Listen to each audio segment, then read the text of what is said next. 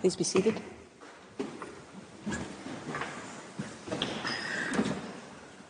The sitting is open. For reasons duly made known to me, Judges Abraham and Robinson will not sit with us in these oral proceedings. The Court meets today under Article 74, Paragraph 3 of the Rules of Court, to hear the oral observations of the parties on the request for the indication of provisional measures submitted by the Republic of Armenia on 28 September 2023 in the case concerning application of the International Convention on the Elimination of All Forms of Racial Discrimination, Armenia versus Azerbaijan. This morning, the Republic of Armenia will present its single round of oral argument.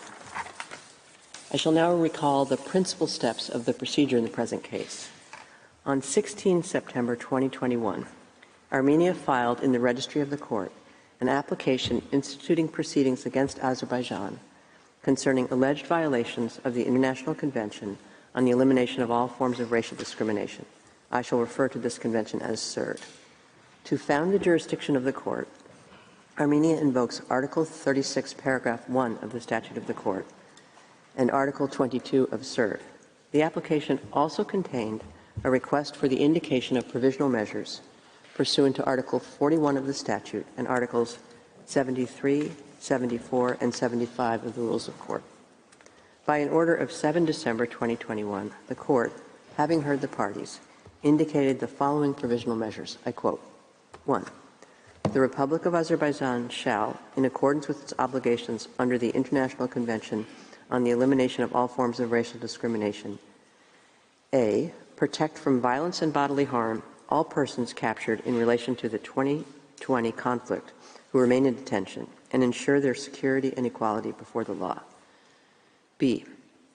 Take all necessary measures to prevent the incitement and promotion of racial hatred and discrimination, including by its officials and public institutions, targeted at persons of Armenian national or ethnic origin, and take all necessary measures to prevent and punish acts of vandalism and desecration affecting Armenian cultural heritage, including but not limited to churches and other places of worship, monuments, landmarks, cemeteries, and artifacts.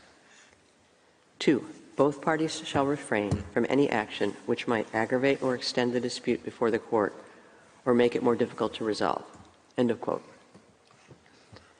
By an order dated 21 January 2022, the Court fixed 23 January 2023 and 23 January 2024 as the respective time limits for the filing of a memorial by Armenia and a counter-memorial by Azerbaijan.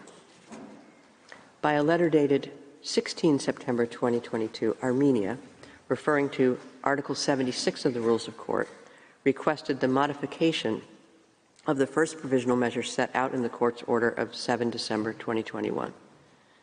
By an order dated 12 October 2022, the Court found that, I quote, the circumstances as they then presented themselves to the Court were not such as to require the exercise of its power to modify the measures indicated in the order of 7 December 2021.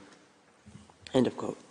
In addition, the Court reaffirmed the provisional measures indicated in its order of 7 December 2021, in particular the requirement that both parties refrain from any action which might aggravate or extend the dispute before the Court or make it more difficult to resolve.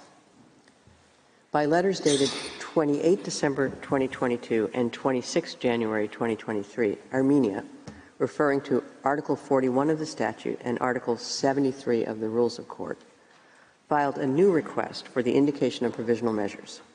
By an order of 22 February 2023, the Court, having heard the parties, indicated the following provisional measures. I quote, the Republic of Azerbaijan shall, pending the final decision in the case and in accordance with its obligations under the International Convention on the Elimination of All Forms of Racial Discrimination, take all measures at its disposal to ensure unimpeded movement of persons, vehicles, and cargo along the Lachin corridor in both directions. End of quote. On 21 April 2023, within the time limit prescribed by Article 79 bis, Paragraph 1 of the Rules of Court, Azerbaijan raised preliminary objections to the jurisdiction of the Court and the admissibility of certain claims contained in the application. By an order of 25 April 2023, the court fixed 21 August 2023 as the time limit within which Armenia could present a written statement of its observations and submissions on the preliminary objections filed by Azerbaijan. The written statement was filed within the time limit thus fixed. By a letter dated 12 May 2023, Armenia, referring to Article 76 of the Rules of Court, requested the modification of the court's order of 22 February 2023.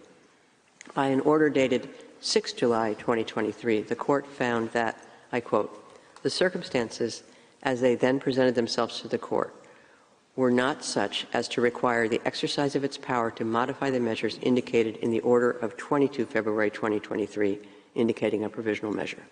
End of quote. In addition, the court reaffirmed the provisional measures indicated in its order of 22 February 2023.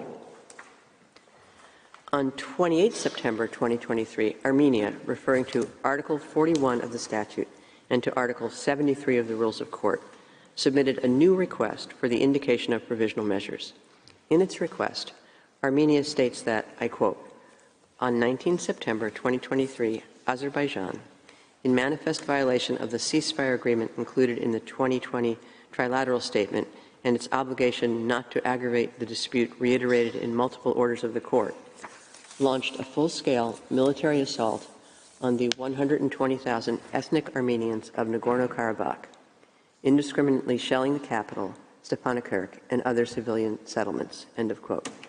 It adds that, I quote, "Credible reports of atrocities against civilians have already begun to appear."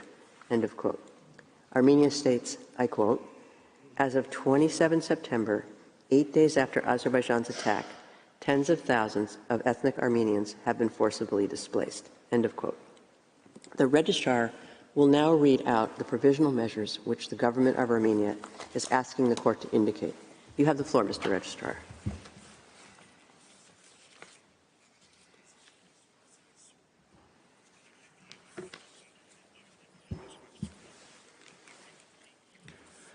Merci, Madame la Présidente. Je cite, l'Arménie prie respectueusement la Cour d'indiquer les mesures conservatoires suivantes. 1. L'Azerbaïdjan doit s'abstenir de prendre. Thank you, Madam President. I quote, Armenia respectfully requests that the court indicate the following provisional measures. Azerbaijan shall refrain from taking any measures which might entail breaches of its obligation under this third.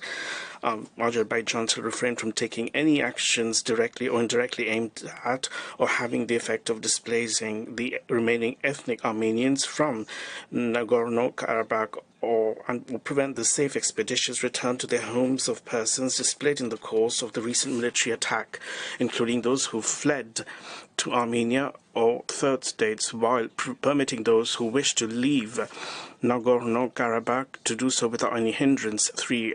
Azerbaijan shall withdraw all military and law enforcement personnel from all civilian establishments in Nagorno-Karabakh occupied as a result of its armed attack on 19 September 2023.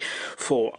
Azerbaijan shall facilitate and refrain from placing any impediment on the access of the United Nations and its specialized agencies to the ethnic Armenians of Nagorno-Karabakh and shall not interfere with their activities in any way. 5. Azerbaijan shall facilitate and refrain from placing any impediment on the ability of the International Committee of the Red Cross to provide humanitarian aid to ethnic Armenians of Nagorno-Karabakh and shall cooperate with the International Committee of the Red Cross to address the other consequences of the recent conflict. 6.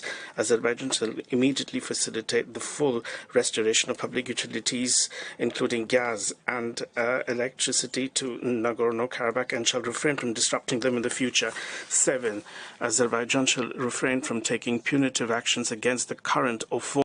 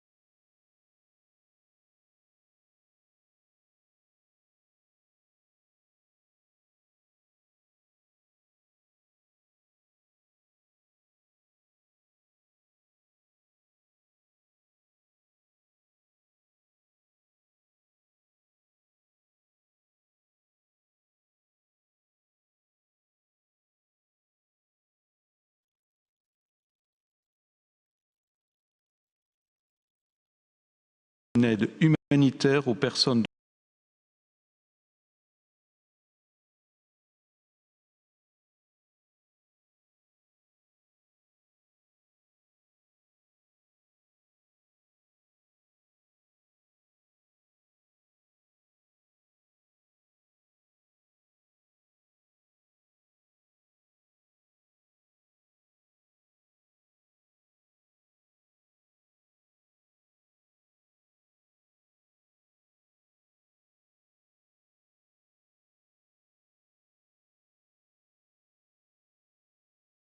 d'origine arménienne du Haut-Karabakh et coopérer avec ce comité pour remédier aux autres conséquences du récent conflit. 6.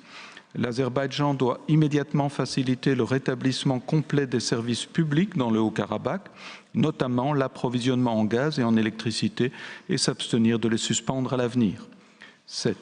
L'Azerbaïdjan doit s'abstenir de prendre des mesures punitives contre toute personne qui est actuellement ou a été par le passé un représentant politique ou un membre des forces armées du Haut-Karabakh. 8. L'Azerbaïdjan ne doit modifier ni détruire aucun monument à la mémoire du génocide arménien de 1915, ni aucun autre monument ou bien ou site culturel arménien présent dans le Haut-Karabakh. 9. L'Azerbaïdjan doit reconnaître les registres d'état civil, documents d'identité, titres de propriété et registres fonciers établis par les autorités du Haut-Karabakh et leur donner effet et ne doit pas détruire ni confisquer ces registres et documents. 10. L'Azerbaïdjan doit soumettre à la Cour un rapport sur l'ensemble des mesures qu'il aura prises pour exécuter l'ordonnance en indication de mesures conservatoires dans un délai d'1 mois à compter de la date de celui-ci, puis tous les 3 mois jusqu'à ce que la Cour ait statué définitivement en l'affaire. L'Arménie prie en outre la Cour de réaffirmer les obligations qu'elle a déjà faites à l'Azerbaïdjan dans ses ordonnances antérieures, à savoir protéger contre les voies de fait et les sévices toutes les personnes arrêtées en relation avec le conflit de 2020 qui sont toujours en détention et garantir leur sûreté et leur droit à l'égalité devant la loi, prendre toutes les mesures nécessaires pour empêcher et punir les actes de dégradation et de profanation du patrimoine culturel arménien, notamment, mais pas seulement, les églises et autres lieux de culte, monuments, sites, cimetières et artefacts. Prendre toutes les mesures dont il dispose afin d'assurer la circulation sans entrave des personnes, des véhicules et des marchandises le long du corridor de Latchine dans les 2 sens. Et s'abstenir de tout acte qui risquerait d'aggraver ou d'étendre le différend dont la Cour est saisie ou d'en rendre le règlement plus difficile. Fin de citation. I thank the registrar. Immediately after the request for the indication of provisional measures was filed, the registrar transmitted an original copy thereof to the government of Azerbaijan. He also notified the Secretary General of the United Nations. According to Article 74, Paragraph 1 of the Rules of Court, a request for the indication of provisional measures shall have priority over all other cases. Paragraph 2 of the same article states that the court shall proceed to a decision on the request as a matter of urgency. This imperative must be, however, balanced with the need to fix a date for the oral proceedings in such a way as to afford the parties an opportunity of being represented at the hearings. Consequently, the parties were informed that the oral proceedings, during which they could present their observations on the request for the indication of provisional measures filed by Armenia on 28 September 2023, would take place on Thursday, 12 October, starting at 10 a.m. Following a request by Azerbaijan to postpone the hearings, which was opposed by Armenia, the court, having duly considered the matter, decided to maintain that date, and the parties were informed accordingly. I would now like to welcome the delegations of the parties. I note the presence of the 2 agents, accompanied by members of their respective states' delegation.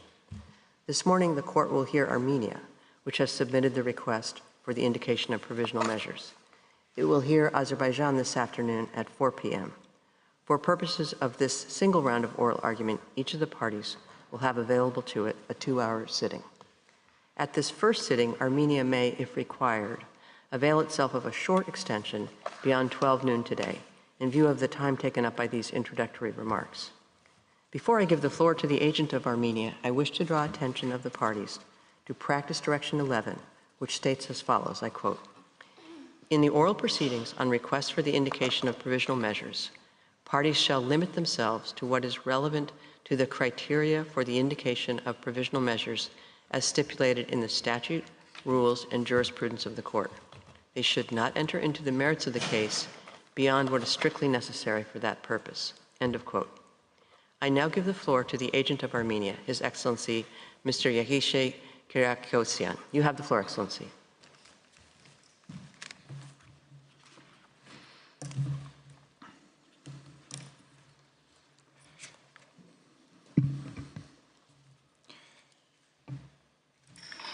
Madam President, distinguished judges of the court, it is an honor to appear before you today as the agent of the Republic of Armenia.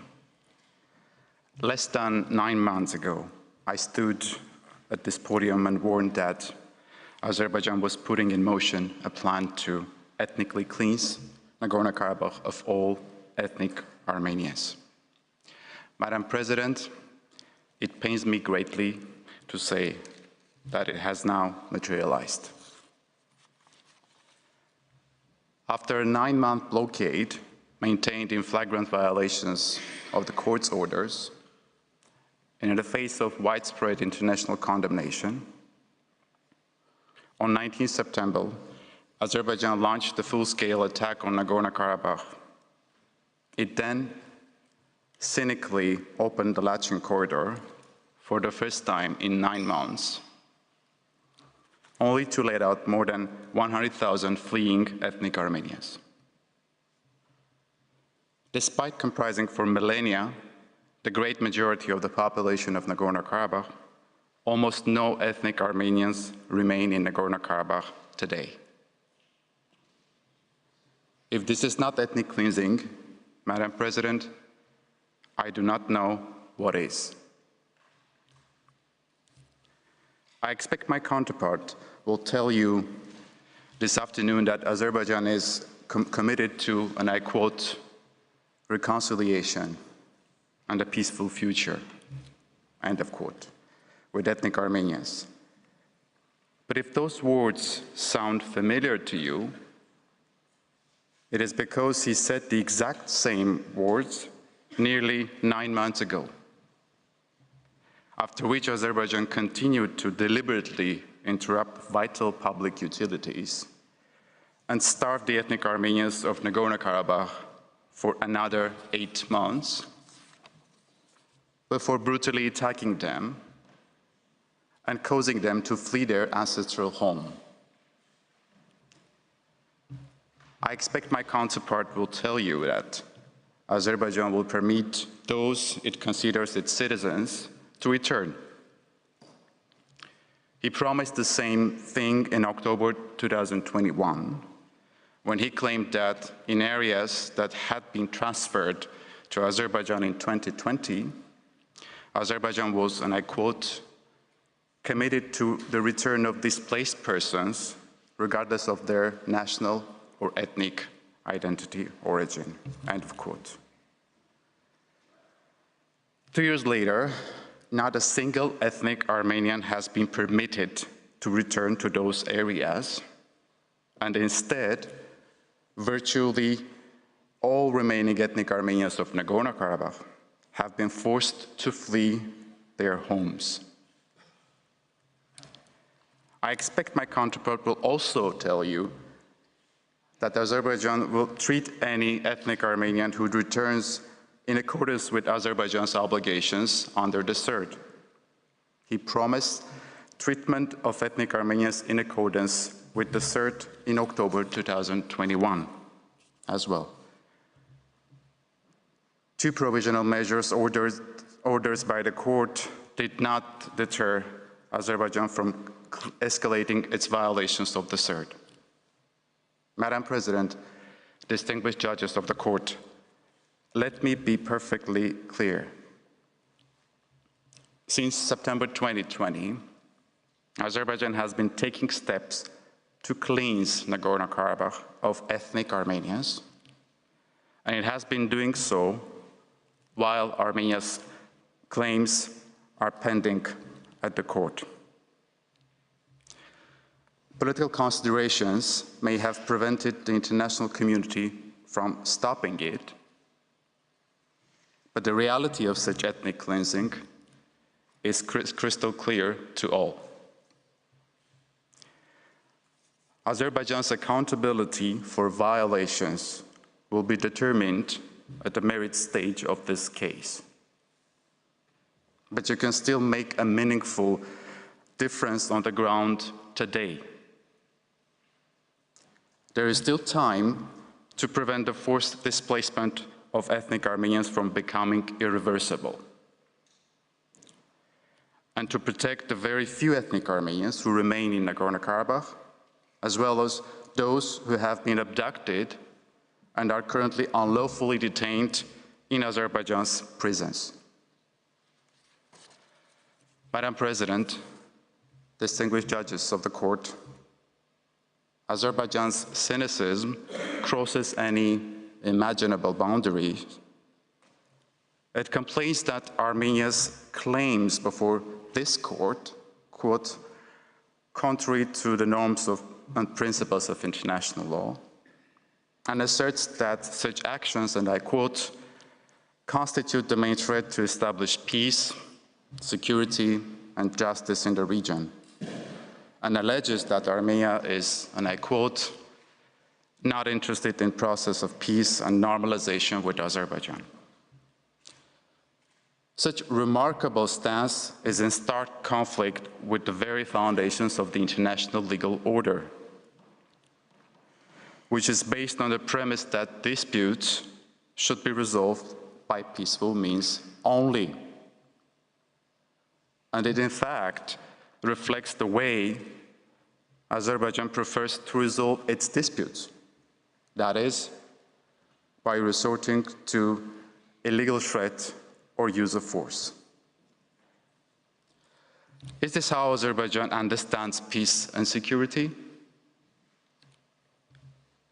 Before I conclude by outlining the presentation of Armenia's case this morning, please allow me one final point. Time and again, Azerbaijan has shown not only that it is willing to mislead the international community, but also that it is willing to misrepresent the court's orders in doing so, or even to use them to justify its own violations of the CERD. In these circumstances, nothing other than targeted, unequivocal, provisional measures protecting the rights of ethnic Armenians of Nagorno-Karabakh will suffice to prevent the ethnic cleansing Azerbaijan is perpetrating from continuing and becoming irreversible. To safeguard Armenia's millennia-long enduring cultural presence in Nagorno-Karabakh from being eradicated, as was already done in Yerevan and is being done elsewhere in Azerbaijan, and to protect the abducted political military leadership of Nagorno-Karabakh from fabricated criminal charges. If your provisional measures retain any ambiguity whatsoever, Azerbaijan will exploit them. And in so doing, it will ensure that the ethnic Armenian presence and history of Nagorno-Karabakh are permanently wiped out. While we do not do so lightly, it is in these circumstances that we approach the court for the third time. The remainder of Armenia's presentation this morning will be structured as follows. First, Mr. Martin will set out the facts compelling Armenia's request. Second, Professor Sicilianos will explain why Armenia's requests fall within the jurisdiction of the court, why the rights for which protection is sought are plausible, and how those rights are linked to the provisional measures requested. Third, Ms. MacDonald will demonstrate the ongoing irreparable prejudice and urgency necessitating the indication of provisional measures. Fourth, Professor Murphy will explain why each of the first 9 provisional measures requested by Armenia is necessary to protect the rights of ethnic Armenians. Fifth, Professor Darjan will explain why the 10th and final provisional measure requested by Armenia is equally necessary and offers certain concluding remarks about Armenia's 3rd request for provisional measures. Finally, I will return to the podium to read Armenia's final submissions. I thank you, Madam President, distinguished judges of the court, for your attention and careful consideration of Armenia's request. I now kindly ask that you invite Mr. Martin to address the court. I thank the agent of Armenia for his statement, and I now invite Mr. Lawrence Martin to take the floor. You have the floor, sir.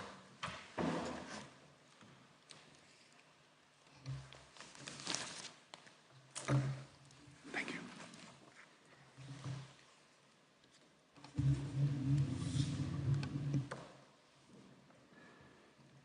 Madam President, distinguished members of the court, good morning. It's a privilege to appear before you on behalf of the Republic of Armenia. As our honorable agent just said, I will be explaining the facts compelling Armenia's request for provisional measures. To understand the urgency of the situation before you, to understand the very grave risk of irreparable prejudice resulting from Azerbaijan's 19 September assault on Nagorno-Karabakh, some context is necessary. None of this is happening in a vacuum. Virtually the entire remaining ethnic Armenian population of Nagorno-Karabakh, more than 100,000 people, have been forced to abandon their homes. They did not simply pick up everything and leave everything they have ever known, everything their ancestors have ever known, without good reason. And here, they had very compelling reasons to flee their ancestral homeland, rather than risk their lives under Baku's iron fist. To understand these reasons, we have to look back even beyond the start of the blockade last December. As we explained in Armenia's memorial, anti-Armenian hate is ingrained in official Azerbaijani state policy. It's created a society where ethnic Armenians hide their identity, and to call someone Armenian is considered an insult. This deep hatred has motivated countless atrocities against ethnic Armenians in Nagorno-Karabakh and elsewhere. To use President Aliyev's words, the quote, Armenians of the world are Azerbaijan's enemy. They are dogs to be chased out of Nagorno-Karabakh and even Armenia itself. They are vandals, savages, barbarians. The ethnic Armenians of Nagorno-Karabakh know only too well that this hatred is fostered and inculcated at every level of Azerbaijani society. Children in Azerbaijan are taught to hate ethnic Armenians from the cradle. Just by way of example, a middle school textbook approved by the Azerbaijani Ministry of Education refers to Armenia as, quote, a nation that pours all kinds of filth from its veins, is of mixed blood, with no future, dead spirituality, maliciousness, and hatefulness. And refers to Armenians as, quote, scoundrels who have the blood of the devil in their veins. And then there's the notorious case of Ramil Safarov. In 2004, he brutally murdered an Armenian co-participant at a NATO training course with an axe in his sleep. He also tried to kill another. President Aliyev pardoned Safarov upon his extradition to Azerbaijan, promoted him to major, and gave him 8 years of back pay. Today, he is idolized and hailed as a hero of the state. Nor can the ethnic Armenians of Nagorno-Karabakh forget the experience of the 44-day war in 2020. The court will no doubt recall the gruesome videos that were celebrated on Azerbaijani social media, showing Azerbaijani troops abusing and executing defenseless Armenians, civilians and servicemen alike, and desecrating their corpses while spewing vile, racist language. The court will also recall the so-called military trophies park with its racist and humiliating depictions of Armenian servicemen. As a result of the 2020 war, tens of thousands of ethnic Armenians were displaced from their homes in areas of Nagorno-Karabakh that Azerbaijan seized. Under the 2020 trilateral statement, Azerbaijan committed to allow them to return. But as you just heard our agent say, not a single person has been able to do so. To the contrary, Azerbaijan cleansed still more villages in the Lachin corridor in August 2022. The court has seen this before, but it's worth looking at again. It's all the more troubling now in retrospect. This is the now infamous Azerbaijani stamp issued in the aftermath of the 2020 war, depicting and clearly advocating the disinfection of Nagorno-Karabakh. You can see in it a depiction of an ethnic cleansing foretold. Azerbaijan's 19 September attack was thus the culmination of a well-considered plan. But before that, there was the blockade. As you well know, on 12 December last year, Azerbaijan orchestrated the blocking of the Lachin corridor by so-called eco protesters. Before the blockade, roughly 900 vehicles, 2,500 people, and 400 tons of goods passed freely back and forth between Armenia and Nagorno-Karabakh every day. Afterwards, only a trickle made it through, and then only with the assistance of the Russian Federation peacekeepers and the ICRC. Last February, you ordered Azerbaijan, quote, to take all measures at its disposal to ensure unimpeded movement of persons, vehicles, and cargo along the Lachin corridor in both directions. But nothing happened. Azerbaijan refused to comply, even as it claimed, with its usual up-is-down doublespeak, that it was complying. Despite widespread condemnation from across the international community and the intense suffering of the ethnic Armenians of Nagorno-Karabakh, Azerbaijan left the so-called eco protesters in place for another 2 months.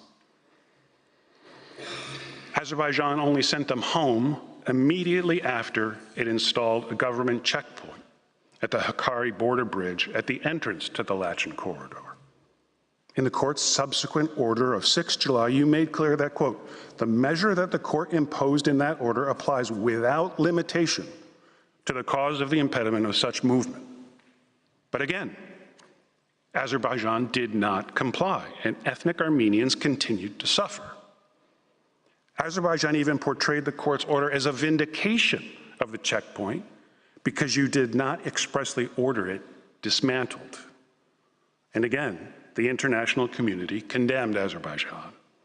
It nevertheless persisted. Between 23 April and 14 June, it continued to allow only a trickle of goods carried by the Russian Federation peacekeepers and the ICRC to pass. Then, on June 15th, it stopped allowing any goods of any kind through. Why? Well, first, because Armenia thwarted an Azerbaijani attempt to plant an Azerbaijani flag on the Armenian side of the border. And then later, because Azerbaijan claimed that the drivers hired by the ICRC were trying to smuggle contraband into Nagorno-Karabakh. This contraband consisted of a small amount of cigarettes, fuel, mobile phones, and a single screen protector. Azerbaijan choked off the ethnic Armenian population of Nagorno-Karabakh. Armenians it purports to consider its own citizens over cigarettes, mobile phones, and a single screen protector, all at a time when it was under a binding obligation not to impede traffic, including cargo along the corridor. The result was that between the middle of June and the middle of September, the ethnic Armenian population of Nagorno-Karabakh did not receive any food, any medicine, any hygiene supplies, or anything. As observed by a group of UN experts in a 7 August 2023 statement, quote, "The blockade has left the population facing acute shortages of food staples, medication, and hygiene products, impacted the functioning of medical and educational institutions, and placed the lives of the residents, especially children, persons with disabilities, older persons, pregnant women, and the sick, at significant risk." That was bad enough. But there was more to the plan to disinfect Nagorno-Karabakh of its ethnic Armenian population. Azerbaijan also disrupted the supply of gas and electricity. Those steps, too, significantly increased the suffering of the ethnic Armenians and were widely acknowledged and condemned across the international community. And there was still more. For years, Azerbaijani soldiers had been shooting at and even killing farmers trying to work their fields near the line of contact. In the busy agricultural months leading up to the 19 September attack, and after blocking even the meager humanitarian aid getting through, Azerbaijani soldiers opened fire at agricultural workers and their equipment dozens of times for no apparent reason other than to intimidate them and to keep them from harvesting even their own local crops to feed themselves. As of 18 September, the day before Azerbaijan's attack, the situation was thus grim. Some ethnic Armenians had already starved to death. The remaining food supply was strictly rationed. People queued for hours for their once daily bit of bread, often only to find that none was left by the time their turn arrived. Medicines and medical treatment were virtually non-existent. Patients died without necessary treatment. Miscarriages were rampant. Public transportation stopped running.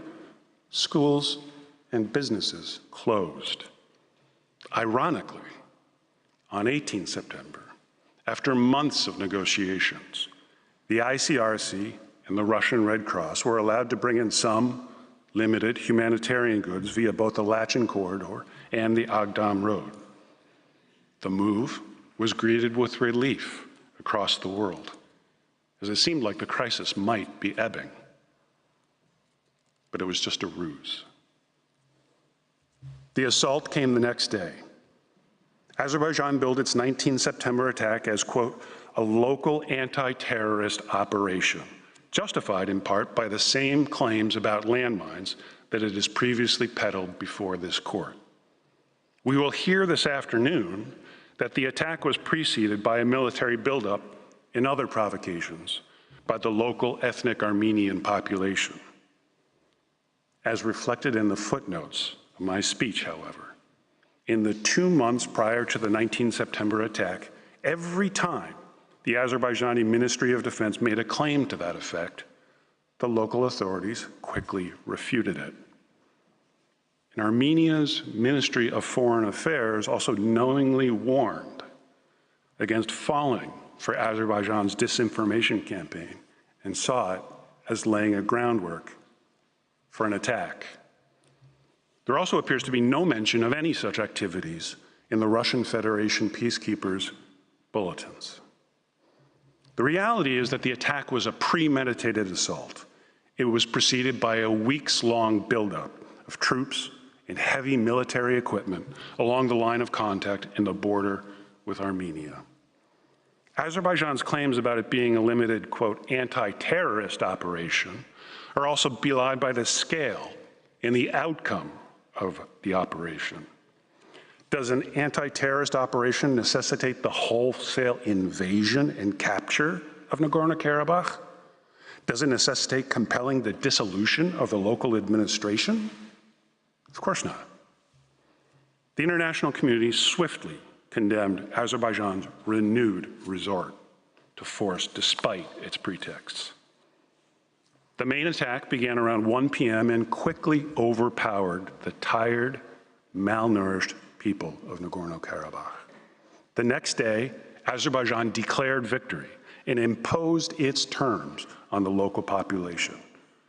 They had to lay down and surrender all arms. They had to say that, as part of the agreement, non-existent troops from the Republic of Armenia would be withdrawn. And they had to agree to dissolve their democratically elected government and other local institutions by the end of the year. That is not true.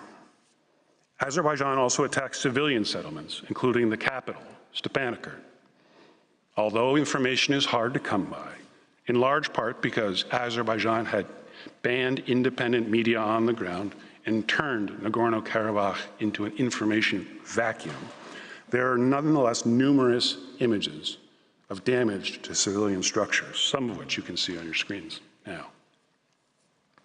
Moreover, a number of civilians, including children, are reported to have been killed during the attack.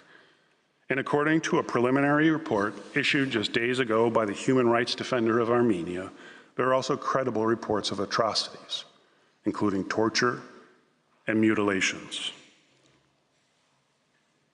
The effects of the devastating attack were immediate. Tens of thousands of ethnic Armenians were internally displaced inside Nagorno-Karabakh. Families were separated. Many thousands were forced to sleep in basements, on the streets, or in other makeshift shelters. Thousands more initially sought shelter and the protection of the Russian Federation peacekeepers at their base at the disused airport in Stepanakert.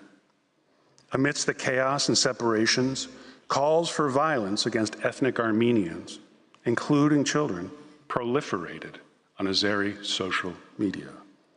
Just by way of example, these posts appeared on an Azerbaijani Telegram channel in response to a posting about 2 missing 11 and 9-year-old children in Stepanakert. You can see the texts for yourselves. They are too offensive to read in this great hall. But you have the PowerPoint slide in your judges' folders.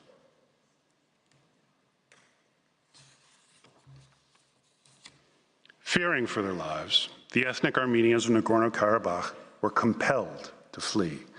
The Lachin corridor, all but sealed shut for the previous 9 months, was now thrown open. Azerbaijan cynically announced that it had opened, quote, corridors on the Lachin Road and in other directions to ensure the evacuation of the population from the danger zone. A danger zone of its own creation and entirely under its control. In the days that followed, the Lachin corridor, referred to by many ethnic Armenians as the, quote, road of life, became an escape route. This afternoon, you'll probably hear Azerbaijan make much out of the Armenian Prime Minister's 21 September statement that, quote, today, at this moment, our assessment is that there is no direct threat to the civilian population of Nagorno-Karabakh. It's hard to see what Azerbaijan gets from this statement. On its face, it was specific to the moment in time in which it was made. Today, at this moment, a moment when reliable information was virtually impossible to come by. Moreover, it did not purport to speak to everything that has come to light and happened since. Prime Minister Pashinyan subsequently explained the purpose of his statement. Speaking before Armenia's parliament on 4 October, Mr. Pashinyan stated that the motivation of his statement was to avoid exacerbating the situation and intensifying the threats against ethnic Armenians. He added, quote, I am happy that maybe thanks to my statement as well, more than 105,000 people in difficult, suffering, in a dire psychological state have come and reached the Republic of Armenia. The escape was chaotic. Many people left with only what they could carry. At one point, the backup along the Lachin corridor stretched more than 75 kilometers from the Armenian border back into Nagorno-Karabakh. Some, mostly elderly, died along the route, too weak and exhausted and undoubtedly heartbroken to survive the ordeal. The preliminary Armenian human rights defender report tells of the mistreatment many suffered at the hands of Azerbaijanis upon crossing the border.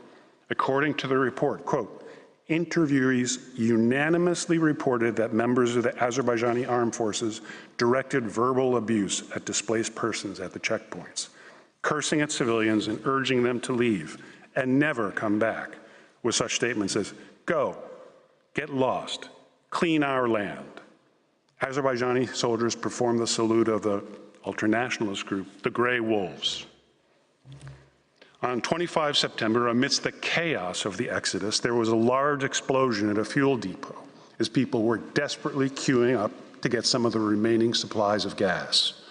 Reports indicate that at least 170 people were killed in the explosion and hundreds of others injured because of the lack of medical supplies at local hospitals as a result of the blockade.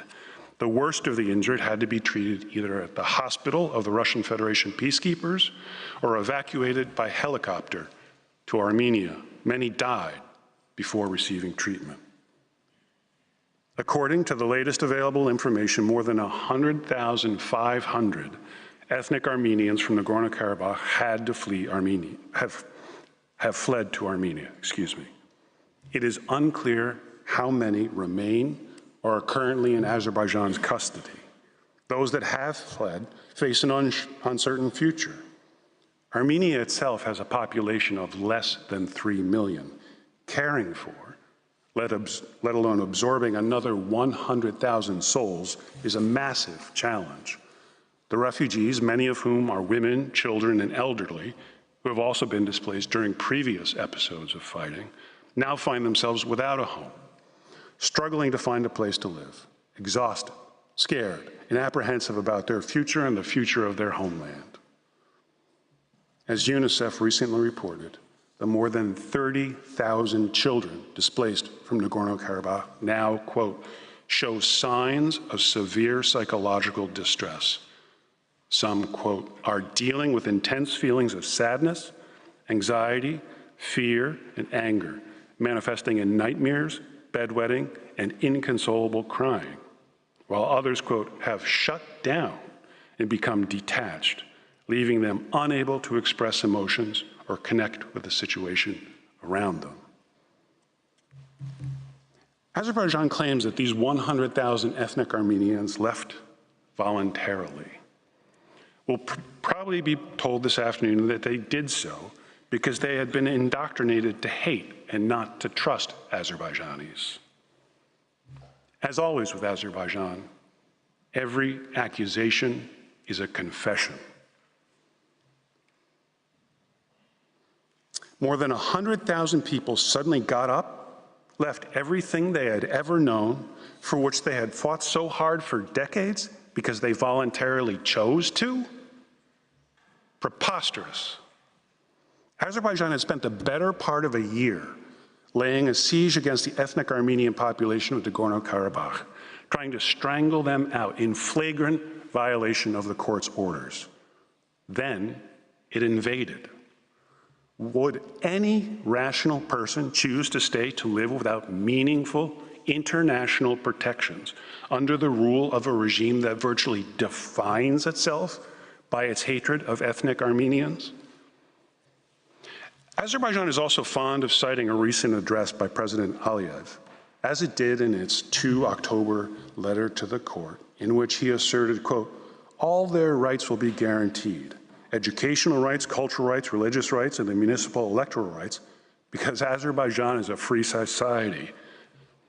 In the same address, he also claimed, quote, we intend to build a life together based on peace, mutual understanding, and mutual respect. We have no problems with the Armenian people. We have no enmity. Madam President, distinguished members of the court, I don't use this word lightly. But that's just laughable. We have no problems with the Armenian people. We have no enmity. This is a man who literally called the Armenians of the world Azerbaijan's enemy. The world could thus be excused for not taking President Aliyev at his word. Events during and since the exodus only show that ethnic Armenians were right to flee Nagorno-Karabakh. Days after the attack, Azerbaijan started illegally rounding up prominent political and military figures in Nagorno-Karabakh on trumped-up charges. To date, 8 such figures are known to have been arrested, including 3 of the former presidents of Nagorno-Karabakh. It has also issued a wanted list for some 300 more. Azerbaijan is also moving swiftly to de-Armenianize Nagorno-Karabakh. Among other things, it has already reissued a map that renames the streets of Stepanakert in Azerbaijani. Among the changes is the renaming of a main thoroughfare, formerly named after Armenian playwright Vagashian, to Enver Pasha Street.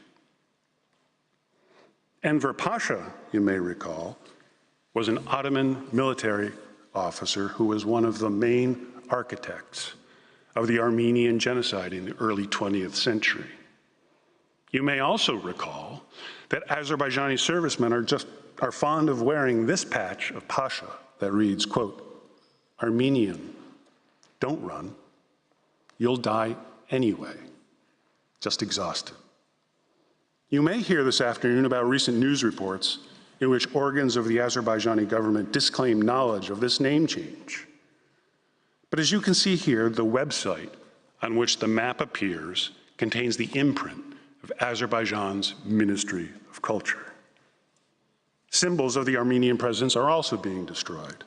Until 29 September, Stepanakert was home to the second tallest cross in Europe, a 50-meter structure erected on a hill overlooking the city. You can see it on the screen now. At night, it was illuminated and visible for miles around. Then, even as the exodus was ongoing, Azerbaijani forces toppled it to the ground, apparently with explosives. You can see that now. Other Armenian cultural heritage has also been targeted. A video online shows Azerbaijani servicemen firing indiscriminately at the 13th century Charktar monastery in the Martakert region. These actions, of course, are entirely in keeping with Azerbaijan's well-documented and long-standing practice of destroying Armenians' cultural heritage in all areas under its control. And given the dearth of reliable information, these actions are also likely just the tip of the iceberg. Even as it has driven out virtually the entire remaining ethnic Armenian population of Nagorno-Karabakh, Azerbaijan is already moving swiftly to settle Azerbaijanis in the territory. Azerbaijan is aggressively pushing its so-called Great Return program, pursuant to which it is relocating Azerbaijanis to parts of Nagorno-Karabakh it has captured. As you will hear from Ms. MacDonald, it is now getting ready to implement the same plan in the rest of the now largely depopulated Nagorno-Karabakh too. One final point, Madam President. This afternoon, we'll probably also hear about the so-called United Nations mission that visited parts of Stepanakert and surrounding areas on 1 October to make it seem like everything is just fine. According to Azerbaijan, in its 3 October 2023 letter to the court, the group, quote, confirmed that it received no reports of violence against civilians following the latest ceasefire, observed no damage to civilian public infrastructure, including hospitals, schools, and housing, or to cultural and religious structures, or to agricultural infrastructure. There's a lot one could say about Azerbaijan's characterization of this mission. The first place, to call it a mission, especially insofar as Nagorno-Karabakh is concerned, rather overstates the point. It was not an interagency team charged with conducting any kind of formal investigation. It was also only in Nagorno-Karabakh for less than a day. Moreover, the very limited extent to which they had an opportunity to inspect anything comes clearly through in the text of the initial statement issued in Baku by the UN resident coordinator in Azerbaijan.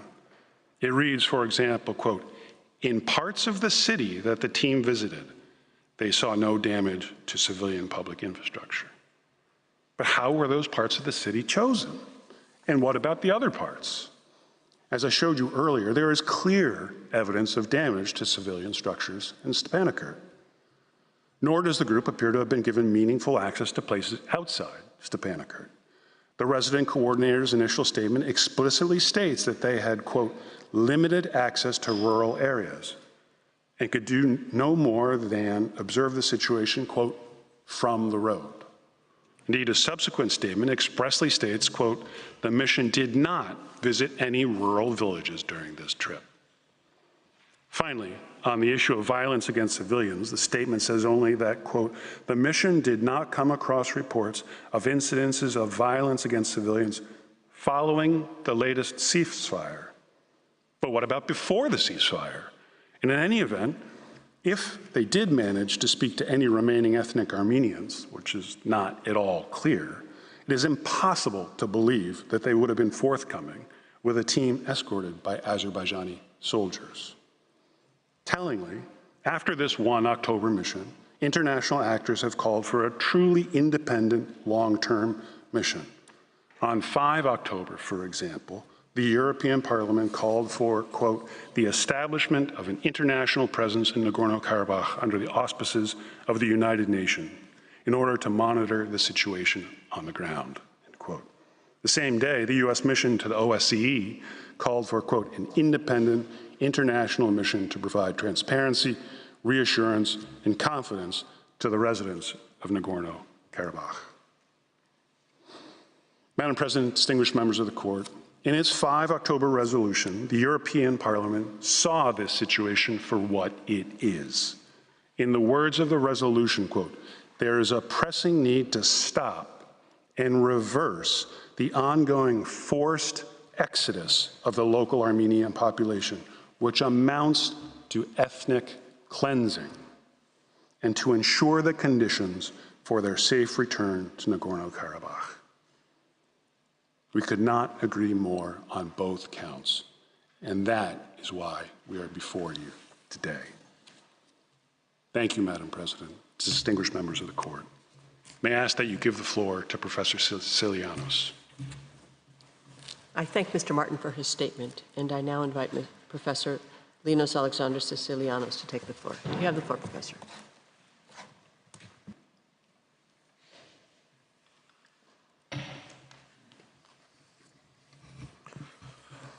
Madam President, distinguished judges, it is an honor to appear before the court on behalf of the Republic of Armenia.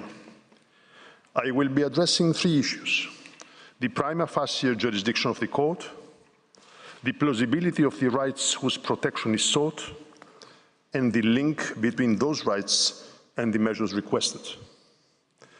The first point, concerning the jurisdiction of the court, does not need an extensive analysis. In its order of 7 December 2021, on the indication of provisional measures in the present case, the court concluded that prima facie it has jurisdiction to entertain the case. The court saw no reason to revisit this conclusion in its order of 22 February 2023. There is no reason to revisit this conclusion now. This brings me to the second issue, the plausibility of the rights whose protection is sought. I need not remind the court of its jurisprudence concerning that condition for the exercise of its power under Article 41. In the context of the present case, the court has already found that third rights Armenia sought to protect in its previous provisional measures requests were indeed plausible. The court is asked to do so today. The present request seeks the preservation and protection of a number of rights under Articles 2, 3, 5, 6, and 7 of CERD for the benefit of the ethnic Armenians of Nagorno-Karabakh, including the more than 100,000 who were forced to flee to Armenia, the few who have remained in Nagorno-Karabakh, and those who have been unlawfully detained by Azerbaijan. The myriad forms of discrimination against all these categories of ethnic Armenians are based precisely on their ethnicity. As such, they fall squarely within the scope of application of the Convention as defined in Article 1. Importantly, Armenia seeks to protect the ethnic Armenians of Nagorno-Karabakh from ethnic cleansing, which plausibly implicates every substantive obligation under the Third. I will thus address the plausible right not to be subjected to ethnic cleansing generally, before discussing the particular rights under the Third for which protection is sought individually. As recognized by the Court, the term ethnic cleansing is used to mean rendering an area ethnically homogeneous by using force or intimidation to remove persons of given groups from the area. The practice of ethnic cleansing encompasses a wide range of underlying acts, including murder, torture, arbitrary arrest and detention, and extrajudicial executions, as well as the forcible removal, displacement, and deportation of civilian populations, deliberate military attacks or threats of attacks on civilian and civilian areas, and wanton destruction of property. It may also be perpetrated through the destruction of cultural and religious monuments and symbols, or other acts of intimidation, for instance, through the creation of adverse living conditions. The Third Committee itself has affirmed that practices of ethnic cleansing are completely contrary to the spirit and the principles of the Convention. They constitute a grave violation of all the basic principles underlying the Third. As Mr. Martin has demonstrated, nearly every ethnic Armenian has been forced out of Nagorno-Karabakh on plainly racial grounds. Before, during, and in the wake of the Azerbaijan's most recent attack, it espoused hatred of ethnic Armenians, created adverse living conditions in Nagorno-Karabakh, targeted civilians and civilian infrastructure, destroyed cultural and religious monuments, symbols and graveyards, arbitrarily detained ethnic Armenians, and otherwise used force and intimidation to remove them from the area. Furthermore, there are currently insufficient protections for ethnic Armenians to return, and the Third rights of those who are still in Nagorno-Karabakh, mainly elderly and sick persons, are at imminent risk. This is also true for those of the people who have been detained, especially leading political figures. Because ethnic cleansing constitutes a grave violation of all the principles underlying the Third, and because Azerbaijan is in the process of consolidating this violation, the Third rights Armenia seeks to protect are necessarily all plausible. For the avoidance of doubt, however, I will now individually discuss each of the Third rights Armenia invokes and briefly explain why they are all plausible. First and foremost, Armenia invokes the general prohibition of discrimination contained in the chapeau of Article 2.1, together with subparagraphs A, B, and E. The violation of the general prohibition of discrimination under Article 2.1 is obvious. The ongoing forced displacement of more than 100,000 ethnic Armenians from Nagorno-Karabakh, including more than 30,000 children, and the lack of sufficient protections for their return is the very negation of the obligation to engage in no act or practice of racial discrimination against persons, group of persons, or institutions.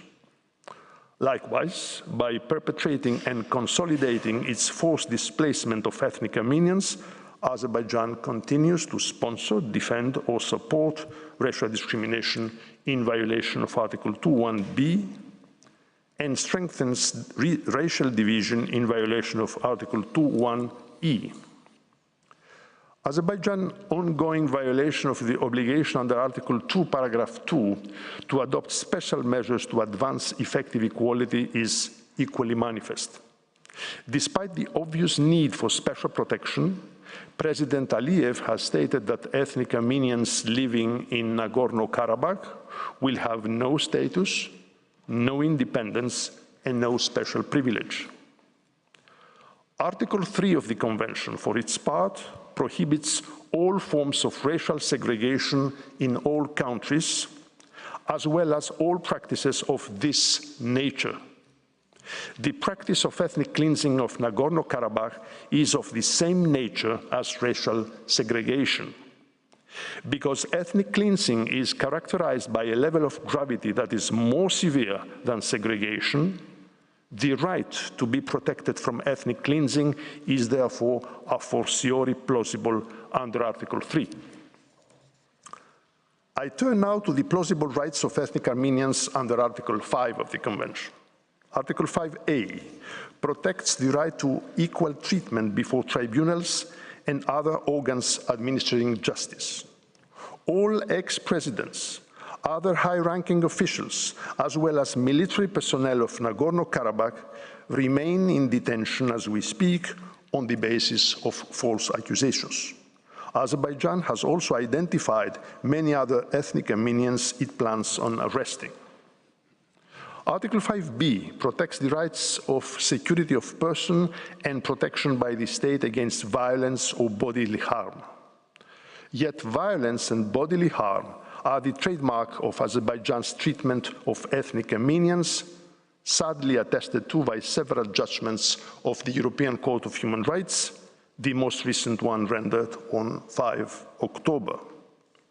In the absence of an independent international monitoring mission, are they to entrust their fate on the word of the very authorities that have tortured and extrajudicially killed them for decades? There is thus an ongoing risk that ethnic Armenians will be subjected to violence and bodily harm in violation of plausible rights under Article 5b. Article 5d1 protects the equal enjoyment of the right to freedom of movement within the borders of the state. Similarly, Article 5d2 protects the equal enjoyment of the right to leave any country, including one's own, and to return to one's own country. Today, as Mrs. MacDonald will develop, Azerbaijan is also taking active steps to make the right to return meaningless for the displaced. In so doing, Azerbaijan violates plausible rights under Article 5d1 and 5d2. Article 5d7 protects the right to freedom of thought, conscience, and religion. You heard from Mr. Martin about Azerbaijan's destruction of the large cross on a hill overlooking Stepanakert. Azerbaijan has also prevented Armenians from visiting the graves of their relatives. And as explained in detail in Armenians' memorial, Azerbaijan has repeatedly falsified or destroyed Armenian graveyards, churches, and other monuments in Nagorno-Karabakh. In so doing, Azerbaijan violates plausible rights under Article 5d7. I continue now with social rights, and more particularly with the right to housing and the right to public health, medical care, social security, and social services protected in Article 5e of the Convention. Mr. Martin referred to immediate effects of Azerbaijan's attack on Nagorno-Karabakh's civilian settlements, healthcare care system, and other social services. As Mrs. MacDonald will develop, the displaced ethnic Armenians remain in an extremely vulnerable position. The right to housing in particular is also infringed by Azerbaijan's intention to soon begin resettling ethnic Azerbaijanis to areas previously inhabited by ethnic Armenians, as it has already done in other areas acquired during the Second Nagorno-Karabakh War. Furthermore, in the past, Armenians in Azerbaijan have not had their property rights protected, and there is every reason to believe that the same is true now. Article 6 of the Convention implies the right to a remedy for acts of racial discrimination. As amply documented in the Memorial of Armenia and recently confirmed by the European Commission Against Racism and Intolerance, effective remedies for ethnic Armenians have never been given in the past, and there is therefore a virtual certainty that they will not be given now. Finally, Article 7 requires states parties to take immediate and effective measures to combat prejudices which lead to racial discrimination and to promote understanding, tolerance, and friendship among nations and racial or ethnic groups. Azerbaijan has made no such efforts. On the contrary, it has continuously promoted hatred and intolerance against ethnic Armenians. Let me briefly turn now to my final point, the link between all the above rights and the measures requested.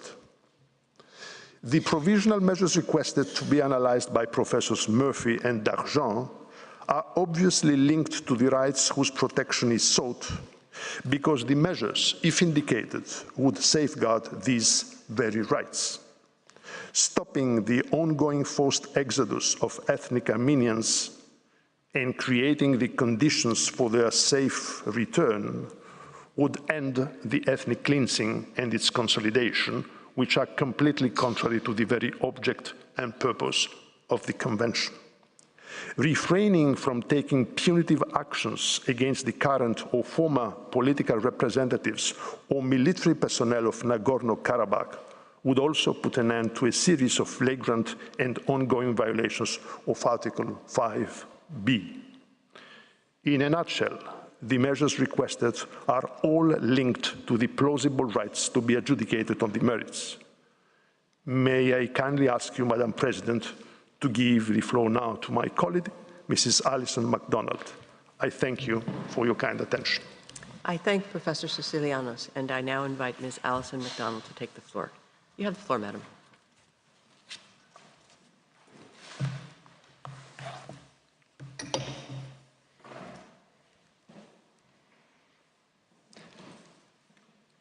Madam President, distinguished members of the Court, it is an honour to appear before you on behalf of the Republic of Armenia.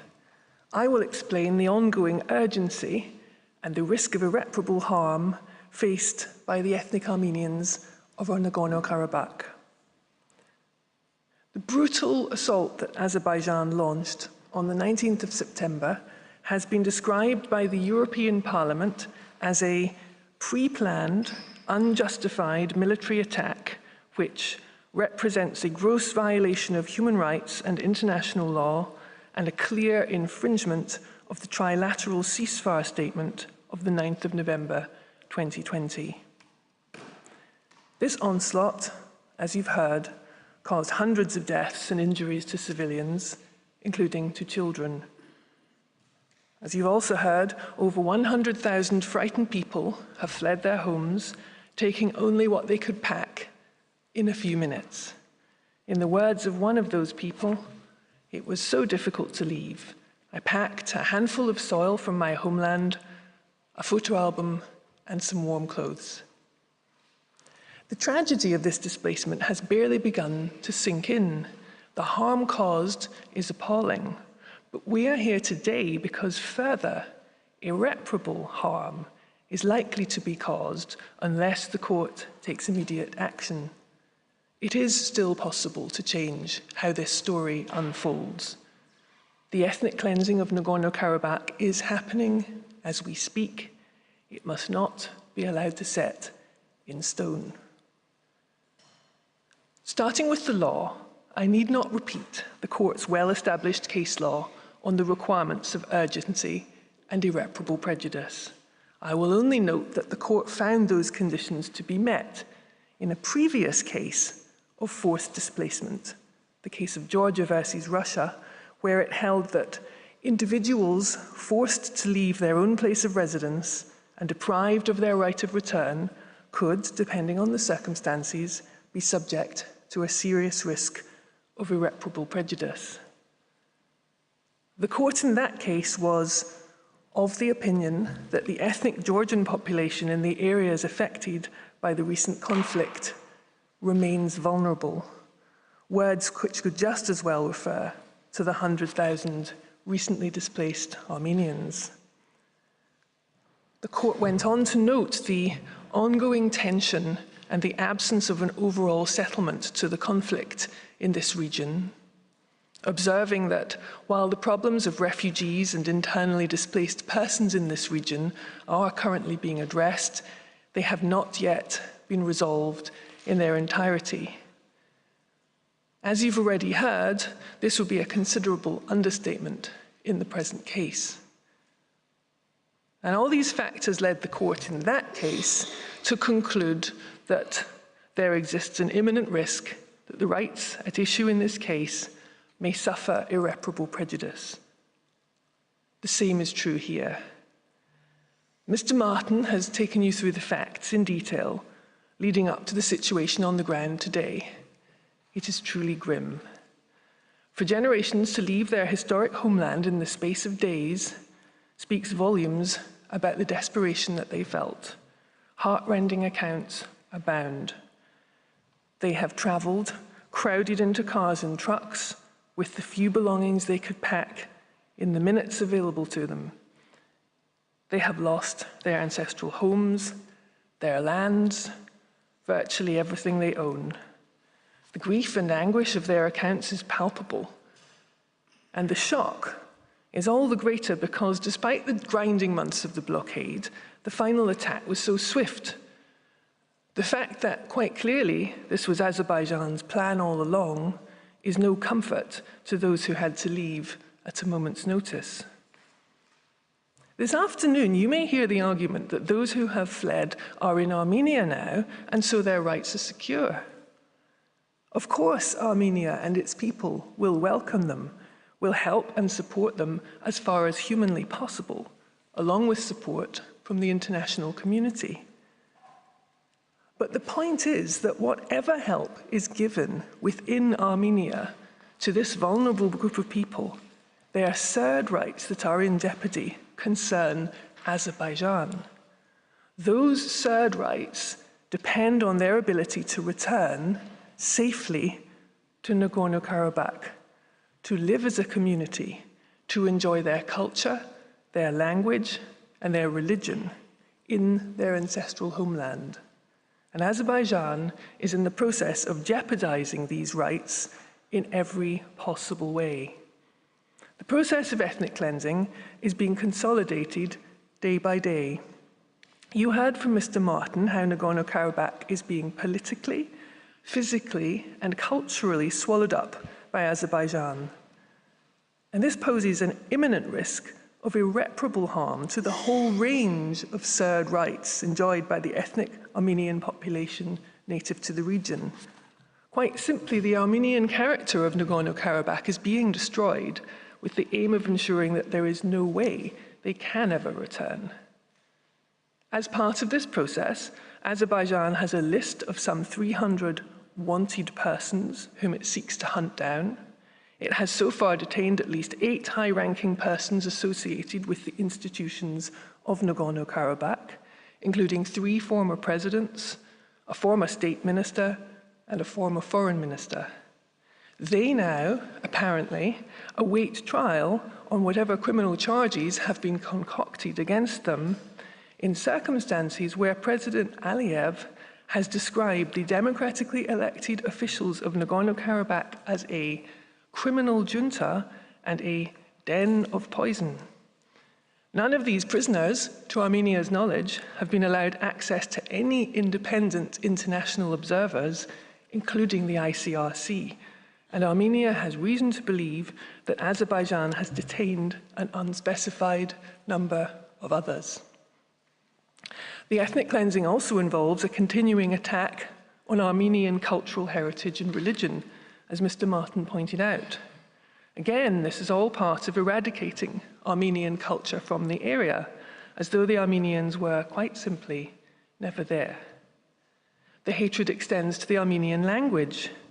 In a speech to members of the Azerbaijan armed forces in Shushi in 2021, President Aliyev described Armenian as an alien language, saying that from now on, no songs will be sung here in an alien language, from now on, it will be the Azerbaijani language that will dominate this land.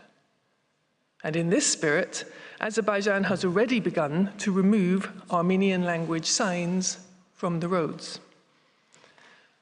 Now, against this background, Azerbaijan vaguely claims that the displaced Armenians, at least some of them, at least on conditions that Azerbaijan would set at some unspecified future date, are free to come back and live in the multi-ethnic paradise that it will create.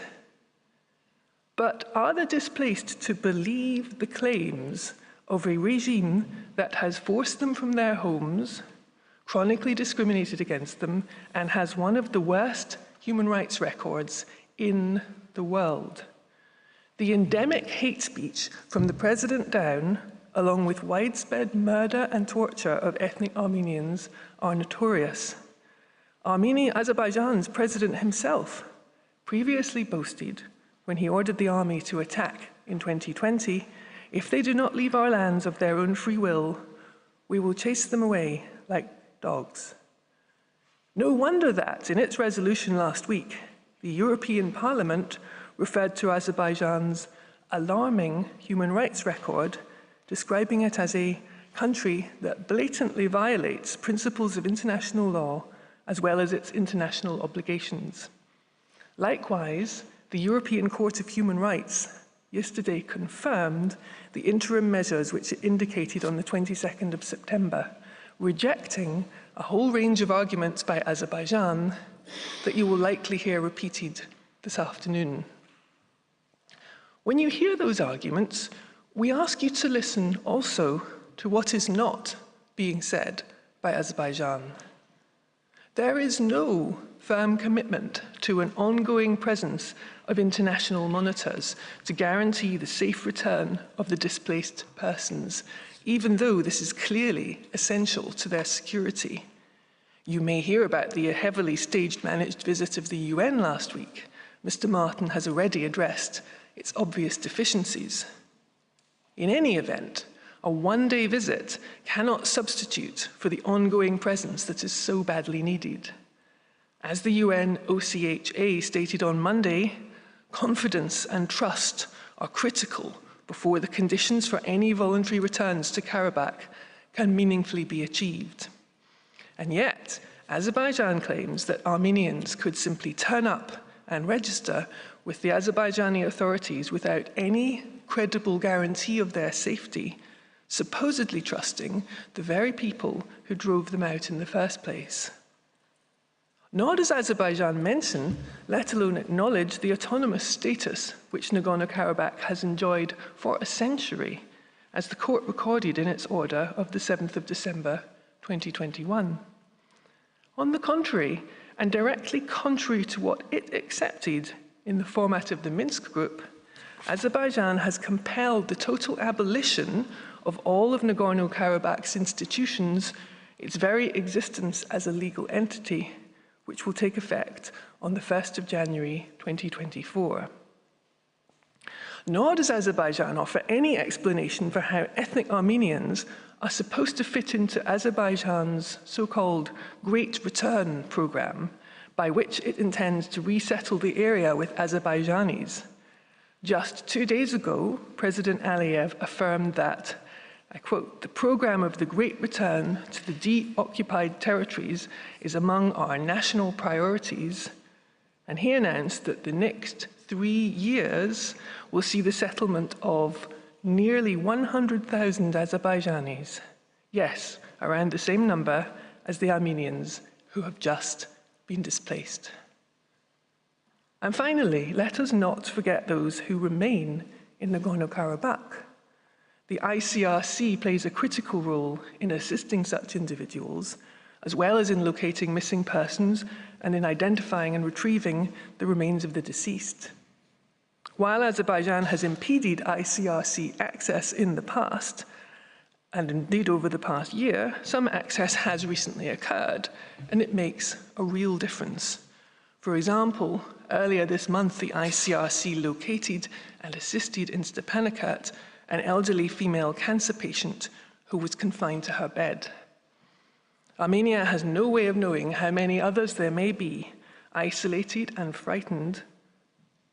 Given the obvious, urgent threats, as Professor Murphy will explain, Armenia seeks measures which will also protect the rights of those people from irreparable harm. But ultimately, the fundamental need for those people is the same as for the 100,000 who have just been displaced. The need for their third rights to be protected by ensuring that they can live lives of dignity in their homeland, with their community, speaking their language, enjoying their property, exercising their culture. With every day that passes, the risk of irreparable harm to those rights grows greater. In conclusion, Madam President, Azerbaijan, whose president boasted of driving ethnic Armenians out of Nagorno-Karabakh like dogs, now asks this court to trust it to protect those very people, people against whom it has committed numerous atrocities, whose cultural heritage it seeks to erase, whose language it says should never be spoken. It has starved these people into submission for the past 9 months, and now it claims to have their best interests at heart. The Armenians of Nagorno-Karabakh need more than Azerbaijan's hollow assurances. They need the protection of this court. They need it today, not in a few years' time.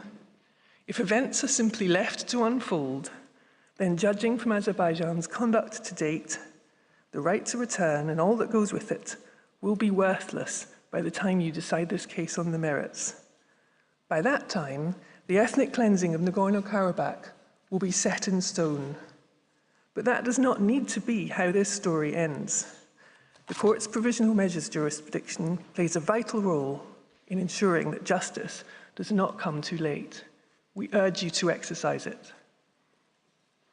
Madam President, this concludes my presentation. I thank the court for its attention and respectfully request that you invite Professor Murphy to take the floor. I thank Ms. MacDonald for her statement, and I now invite Professor Sean Murphy to take the floor. You have the floor, Professor.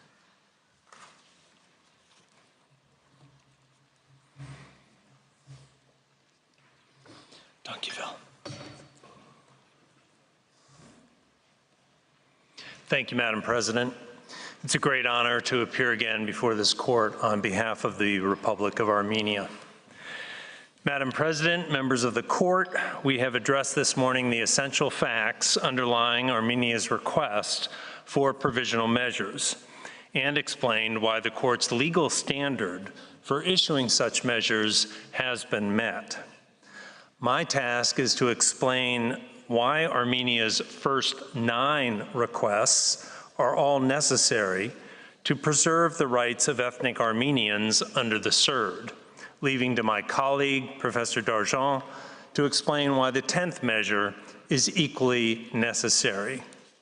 I will conclude by explaining why issuance of these measures would not require the court to resolve any facts prejudicial to a decision on jurisdiction or on the merits in this case.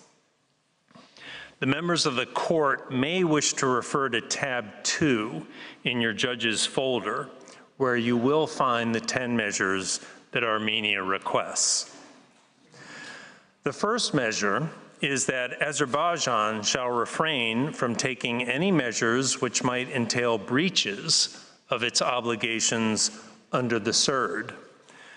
This broad measure does not seek to address a specific type of conduct, but it is warranted given the diversity of Azerbaijan's acts since 19 September 2023, which have severely jeopardized the SURD rights of ethnic Armenians.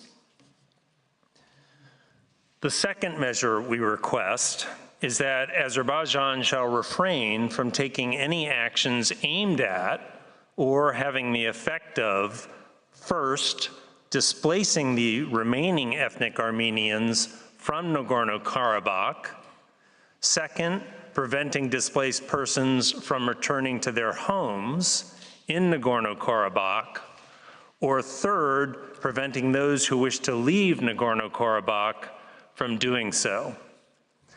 This measure is, in essence, about the freedom of movement of ethnic Armenians in relation to Nagorno-Karabakh. The court has ordered similar measures in the past, including in the Georgia v. Russia Surd case, where it ordered that the government controlling territory must ensure to the local citizens of that state the right of persons to freedom of movement and residence within the border of the state. As we have noted, Azerbaijan has already taken numerous adverse steps that have promoted the displacement of ethnic Armenians and prevented their return. As Mr. Martin explained, following the 9-month-long blockade that caused a humanitarian crisis in Nagorno-Karabakh, Azerbaijan attacked the enclave, targeting numerous civilian structures, including homes and schools. That attack, combined with the fear of inevitable atrocities that would follow, and with the history of extreme discrimination against ethnic Armenians, forced the displacement of more than 100,000 ethnic Armenians residing in Nagorno-Karabakh at the time of the attack, including more than 30,000 children. Azerbaijan must be ordered to refrain from any such conduct in the future. At the same time, Azerbaijan has not taken meaningful steps to allow any possibility of return. Azerbaijan assures us that it will afford ethnic Armenians in Nagorno-Karabakh all rights and freedoms in line with its constitution and relevant international human rights mechanisms.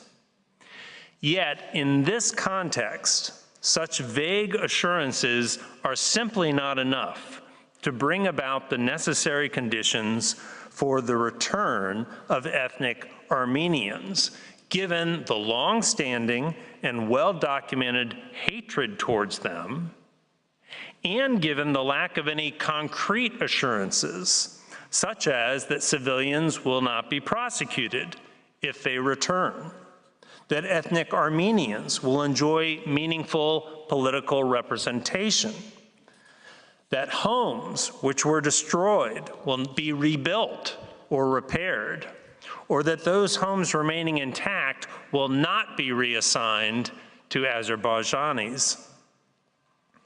Moreover, a promise of reintegration does not respect Nagorno-Karabakh's unique historic status, including as an autonomous oblast within the Soviet Union.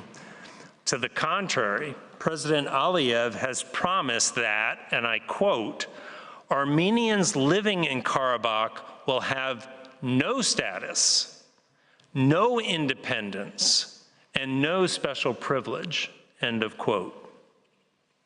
Azerbaijan's vague assurances and unhelpful promises also ring hollow in the face of Azerbaijan's continuing conduct on the ground, such as threatening Armenian cultural heritage in areas newly under Azerbaijan's control. In short, Azerbaijan also must be ordered to refrain from actions that prevent the safe and expeditious return of those who have been displaced.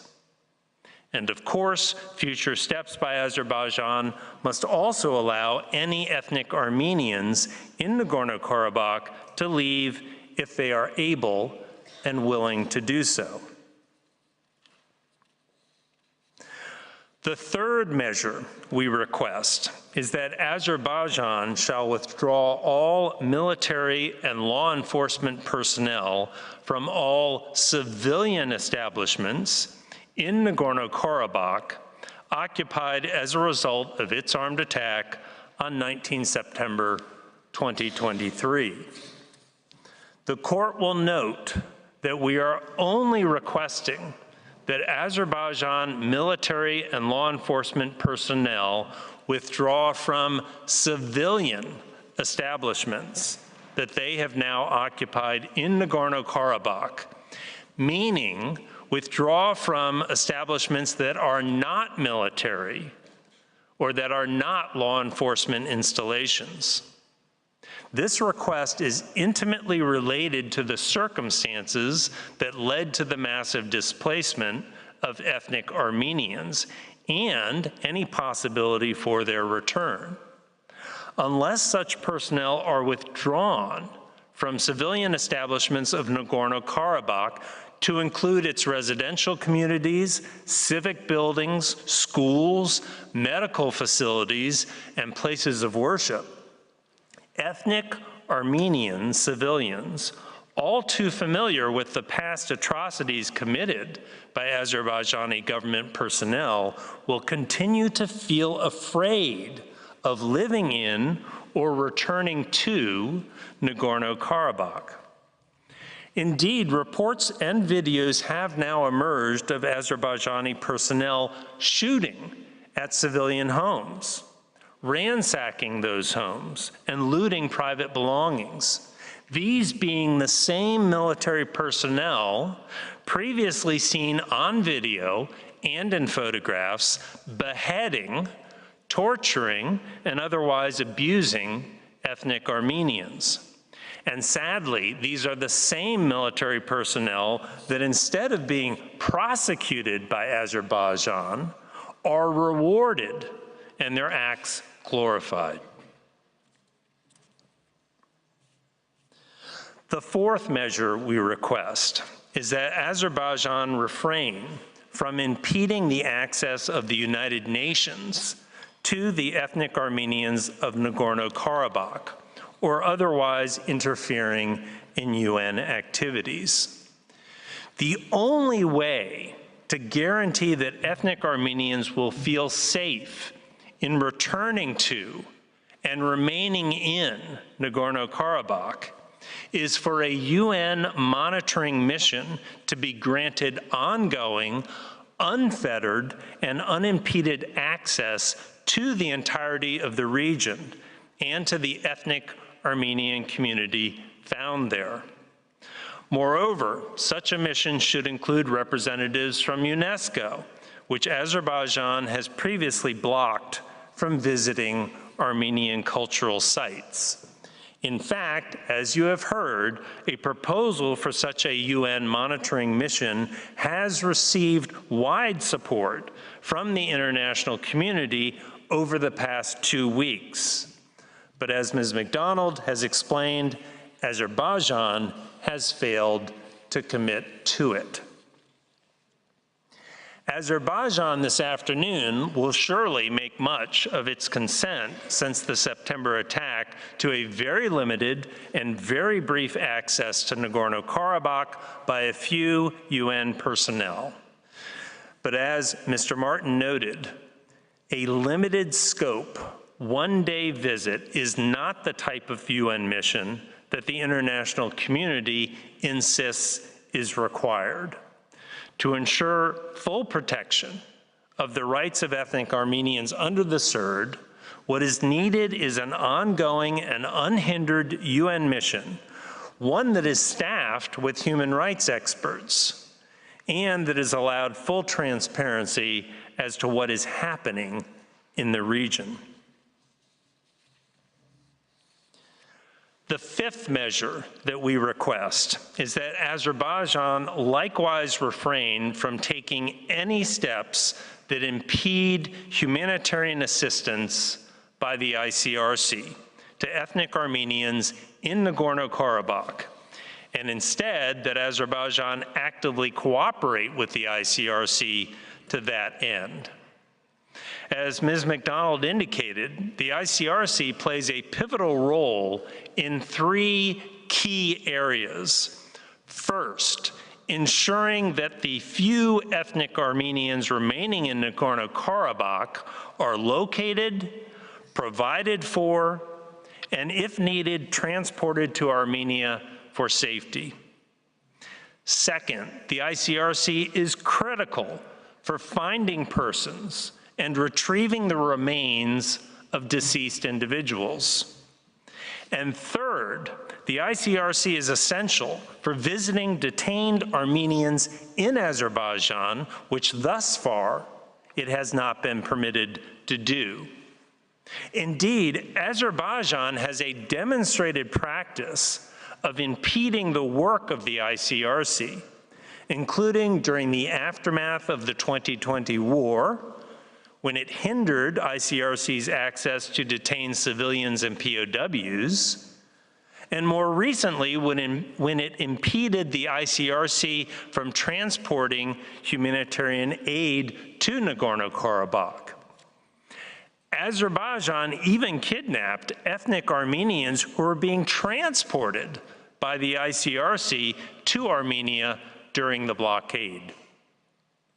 Given this history, while there is some evidence of limited ICRC access to Nagorno-Karabakh today, an unequivocal measure from the court on this issue is essential. The sixth measure that we request is that Azerbaijan immediately restore public utilities to Nagorno-Karabakh and refrain from disrupting them in the future. As Mr. Martin noted, the ethnic Armenians of Nagorno-Karabakh were exposed to darkness and frigid temperatures for months as Azerbaijan interrupted and at times completely suspended the provision of gas and electricity to Armenia, from Armenia to the region. While supply of both gas and electricity to the region has begun to be restored, the electricity and the gas pipelines are now supplied from Azerbaijan and not from Armenia. Thus, Azerbaijan now has complete control over the provision of these public utilities to Nagorno-Karabakh, and yet there is nothing to assure ethnic Armenians that Azerbaijan will not once again arbitrarily cut them off. Consequently, this measure is also critical. The seventh measure we request is that Azerbaijan refrain from taking punitive actions against the current or former political representatives of Nagorno-Karabakh, as well as its military personnel.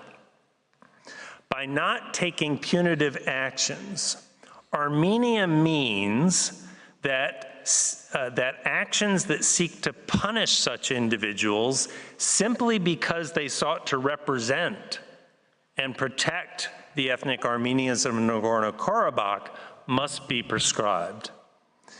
We mean you cannot take actions to punish them through the denial of CERD protected rights, including the rights under Article 5B discussed by Professor Sicilianos. As we have explained, Azerbaijan has already detained at least 8 high-ranking current and former leaders of Nagorno-Karabakh, and Armenia has reason to believe that Azerbaijan has detained an unspecified number of others. Moreover, Azerbaijan has purportedly identified hundreds of other ethnic Armenians that it plans to arrest. There is, as the court is well aware, a long-standing and well-documented history of mistreatment by Azerbaijan of ethnic Armenian detainees and prisoners of war. Azerbaijan must thus be ordered to refrain from any action that targets these individuals simply based on their role as democratically elected representatives or as persons charged with the maintenance of security, and further must be ordered to respect and protect their fundamental human rights. The 8th measure we request is that Azerbaijan shall not alter or destroy any monument commemorating the 2015 Armenian genocide or any other monument or Armenian cultural artifact or site present in Nagorno-Karabakh. Despite the court's December 2021 order, Azerbaijan has continued to vandalize and destroy Armenian cultural sites in areas where Azerbaijan took control after the 2020 war. There is every reason to believe that Azerbaijan will proceed in the same way now that it has taken control of the entirety of Nagorno-Karabakh. In fact, as you heard from Mr. Martin, just 2 weeks ago, Azerbaijani military forces opened fire on the 13th century Chakatar monastery and dismantled a large Armenian cross overlooking Stepanakert. Of particular concern, as Armenia noted in its memorial, Azerbaijan does not consider any of the hundreds of ethnic Armenian cultural sites in Nagorno-Karabakh to be Armenian. As such, there is nothing suggesting that Azerbaijan will refrain from altering the character of these sites or from destroying them altogether. A court order in this regard is thus imperative to protect the remaining Armenian cultural artifacts and sites in Nagorno-Karabakh. The ninth measure that we request is that Azerbaijan give effect to and not destroy civil registers, identity documents, and property titles and registers established by the authorities of Nagorno-Karabakh. Azerbaijan has made no secret of its Great Return Plan, which seeks to resettle Azerbaijanis to the parts of Nagorno-Karabakh which is now controlled by Azerbaijan. This plan is already in motion in the places that Azerbaijan took over after the 2020 war, and there is every reason to believe that Azerbaijan will now expand it to the whole region. In pursuing this goal of resettling Azerbaijanis, Azerbaijan must ensure that it does not prevent the return of ethnic Armenians who were forced to flee their homes and businesses. Yet this would occur if Azerbaijan destroys property records and civil registers, or, as Professor Darjan will discuss, if Azerbaijan supersedes such records through some new registration process. Armenia has detailed in its memorial the difficulties ethnic Armenians have experienced historically throughout Azerbaijan in having their property rights respected. And absent court action, these same difficulties will now unfold in Nagorno-Karabakh. As previously noted, I leave our presentation on the 10th measure that Armenia requests to Professor Darjan, but I wish to stress that all of the measures we seek, all of them, are necessary notwithstanding the court's prior orders in this case. Virtually all of the measures we now request have no express analog in the December 2021 order, such as the measures we request addressing the return of ethnic Armenians to Nagorno-Karabakh, or addressing the taking into custody of high-ranking civilian leaders during this past month. Our present request concerning the protection of cultural heritage does have an express analog in the 2021 order, given that that order required Azerbaijan to take all necessary measures to prevent and punish acts of vandalism and desecration affecting Armenian cultural heritage. Our eighth request today, admittedly, essentially asks the court to reaffirm its previous order. But this is a necessary step, given that Azerbaijan has resisted the 2021 order, claiming that it does not cover any alteration or reconstruction of Armenian cultural heritage sites. They said that in a letter to you.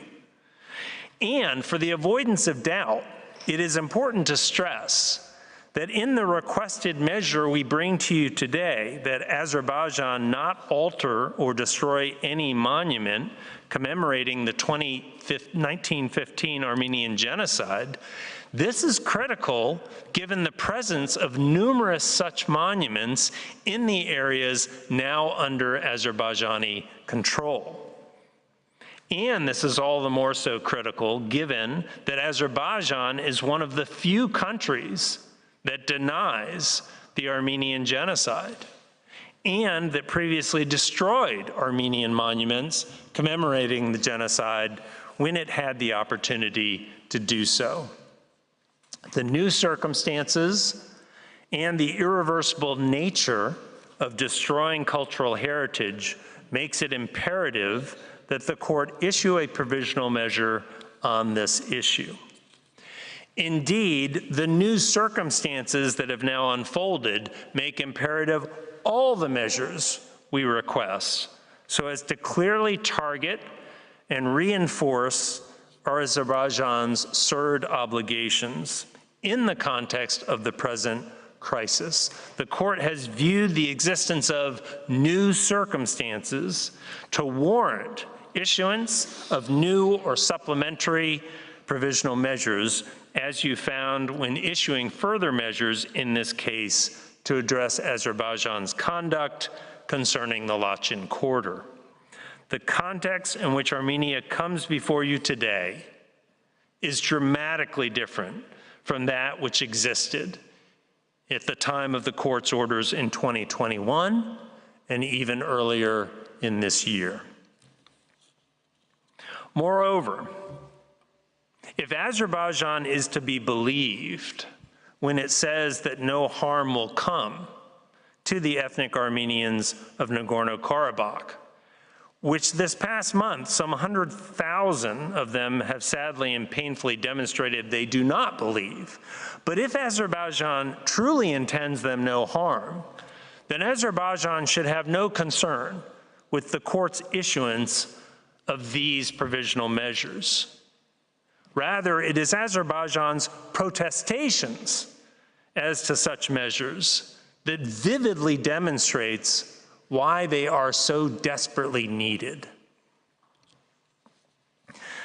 Madam President, members of the court, my last point is that the court's issuance of these measures would not require the court to resolve any facts that would be prejudicial to decisions on jurisdiction or on the merits in this case. After you hear from Azerbaijan's counsel this afternoon, with references, no doubt, to the many exhibits they produced just 2 days ago, you may think that there are disputed facts that should not be resolved at this stage in the proceeding. Yet the core facts relevant to the measures that we request are not in dispute. More than 100,000 ethnic Armenians have fled Nagorno-Karabakh in fear. They are not on vacation. And there can be no dispute that they would like to be able to return to their homes and to live their lives peacefully in a land that their ancestors have indigenously occupied for millennia, if their rights and security can be assured. Armenia has demonstrated that they fled because they fear for their lives, they fear for their homes, and they fear being taken into custody. While Azerbaijan no doubt will dispute the reasons we have advanced for Azerbaijan's military actions and will deny that its conduct constitutes ethnic cleansing, there can be no dispute that more than 100,000 ethnic Armenians are currently displaced, or that still others remain highly vulnerable, and that measures must therefore be put in place to ensure respect for their rights under the SURD.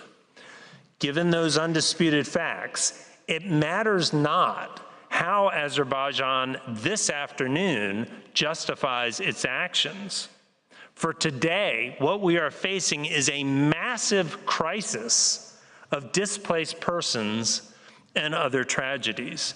This is precisely the type of situation where the court must issue provisional measures so as to protect an ethnic group from any further denial of their SURD rights, pending the court's disposition of this case on the merits. Madam President, that concludes my presentation. If it pleases the court, Professor Darjan will now continue Armenia's presentation. I thank Professor Murphy, and I now invite Professor Pierre Darjan to address the court. You have the floor, Professor. Merci Madame la Présidente. Madame la Présidente, Mesdames et Messieurs les juges, c'est toujours un honneur de prendre la parole devant la Cour au soutien de l'Arménie.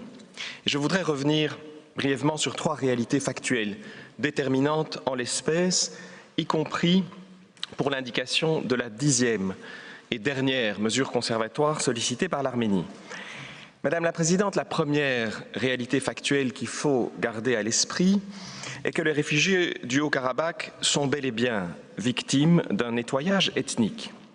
Alors que cela plaise ou non à l'Azerbaïdjan, il n'y a pas d'autre mot pour décrire ce qui vient de se passer. L'Azerbaïdjan vous dira que les résidents arméniens du Haut-Karabakh sont partis de leur plein gré. Cette fable, Mesdames et Messieurs les juges, cette fable est évidemment intenable. Et même le président Aliyev s'en rend compte, ce qui l'amène à inventer une autre fable, conformément à son habitude consistant à rejeter sa faute sur autrui. Il soutient en effet désormais que, je cite un communiqué de la présidence azerbaïdjanaise relatant une conversation avec le président du Conseil européen le 7 octobre de cette année, je cite, « It was the so-called regime that had forced Armenians to leave the territory ». Madame la Présidente, Mesdames et Messieurs les juges, dans la fable du bourreau accusant sa victime d'être responsable de ses propres souffrances, il est difficile d'être plus abject. Mais il est toutefois probable que vous devrez souffrir à nouveau cette nouvelle fable tout à l'heure. Heureusement, comme le professeur Murphy vient de l'expliquer, vous n'avez pas à statuer maintenant sur le fond à cet égard, mais cette réalité ne peut pour autant pas être ignorée à ce stade conservatoire. La deuxième réalité qu'il faut garder à l'esprit saute également aux yeux. L'Azerbaïdjan fait tout pour que la situation actuelle perdure, c'est-à-dire qu'il cherche à consolider son nettoyage ethnique. Le lendemain de l'attaque massive du 19 septembre, le président Aliyev proclama « Azerbaïdjan regained its sovereignty ». Et au même moment, le Haut-Karabakh se vidait de ses habitants et le président Aliyev vantait leur prétendue liberté de partir. Depuis, comme en 2020, l'Azerbaïdjan a commencé à mettre en œuvre son plan du grand retour. Cela est profondément choquant. Lors d'un premier recensement en 1886, le Haut-Karabakh était peuplé à 85% d'Arméniens. À l'époque de la création de l'oblast soviétique, ce pourcentage était de plus de 89%. À la fin de l'époque soviétique, il y avait encore quelques 77% d'Arméniens au Haut-Karabakh. Et comme vous le savez, il n'y en a plus que quelques poignées aujourd'hui. Appliqué au Haut-Karabakh, le prétendu grand retour des Azerbaïdjanais est purement et simplement un projet d'exclusion contraire à la Convention. Il consiste à remplacer les Arméniens déracinés de leurs terres ancestrales, où ils ont toujours été très largement majoritaires, par des Azerbaïdjanais. L'Azerbaïdjan n'attend qu'une chose, mesdames et messieurs les juges, que la Cour ne soit pas un obstacle à la consolidation de son grand projet discriminatoire mené sous couvert de souveraineté territoriale. Ce projet passe non seulement par le nettoyage ethnique auquel le monde vient d'assister, mais aussi par la négation et l'altération du caractère arménien des villes, des villages, des monuments, des églises et de tous les artefacts culturels arméniens. Mesdames et messieurs les juges, pensez-vous que détruire à Chouchi le monument commémorant le génocide arménien de 1915 et le remplacer par le drapeau azerbaïdjanais aussitôt cette ville prétendument libérée, pensez-vous que cela constitue seulement une faute de goût? Pensez-vous que ce qui a été fait à Chouchi au début de 2021 et dont je vous avais rapporté les faits lors de la première demande de mesures conservatoires de l'Arménie, pensez-vous que cela est exceptionnel, fortuit? Pensez-vous que ça ne se répétera pas ailleurs au Haut-Karabakh, alors que le régime de Bakou, on le sait, nie en bloc l'existence du génocide arménien? Pensez-vous que plus récemment, l'abattage de la Grande Croix surplombant Stepanakert ou le fait de mitrailler un monastère arménien du XIIIe siècle relève d'une bien regrettable insensibilité culturelle de la soldatesque enivrée de victoire? Pensez-vous que lorsque le ministère azerbaïdjanais de la Culture soutient ce 4 octobre que le monastère de Ganjazar aurait été fondé par les Albanais caucasiens, puis falsifié par les Arméniens durant leur occupation du Haut-Karabakh, pensez-vous que cela relève d'une erreur archéologique d'un stagiaire débutant? Bien sûr que non. Tout cela n'est pas fortuit. Tout cela n'est pas de la maladresse. Tout cela est calculé, réfléchi, méticuleusement et progressivement mis en œuvre dans le seul but de consolider le nettoyage ethnique du Haut-Karabakh et de faire comprendre aux Arméniens, une fois pour toutes, qu'ils n'y ont plus leur place. Le conseiller diplomatique du président Aliyev affirma récemment, je le cite, c'est sur votre écran, « We are deliberately refraining from putting up Azerbaijani flags. We know that there are still civilians and we know their fears. » Quel bel aveu, mesdames, messieurs les juges, quel bel aveu que l'Azerbaïdjan est en effet craint par les Arméniens du Haut-Karabakh, y compris par ceux qui y sont restés. Mais il y a plus. Cet aveu contient un mensonge. Comme les images qui apparaissent sur votre écran le montrent, depuis le 19 septembre, l'Azerbaïdjan adore planter son drapeau au Haut-Karabakh. Et il y a plus encore. Dans une lettre adressée à la Cour européenne des droits de l'homme ce 2 octobre, que nous vous avons soumise en tant qu'annexe numéro 140, sachant que son conseiller présidentiel racontait à peu près n'importe quoi, l'Azerbaïdjan amenda sa déclaration tout en la citant afin d'essayer d'en restreindre la portée à Stepanakert, rebaptisé Xakendi. Non seulement l'Azerbaïdjan a ainsi essayé de tromper la Cour de Strasbourg, mais il a une nouvelle fois menti car, comme l'image à votre écran le montre, le drapeau azerbaïdjanais a même été placé sur le monument le plus symbolique de la capitale du Haut-Karabakh. Mesdames et messieurs les juges, la protection des droits prévus par la Convention exige que le caractère arménien du Haut-Karabakh soit préservé et l'Arménie vous demande d'assurer les conditions juridiques permettant en toute sécurité le retour de la population d'origine ethnique arménienne sur ces terres ancestrales. Ces conditions sont énoncées dans les mesures conservatoires que le professeur Murphy a détaillées.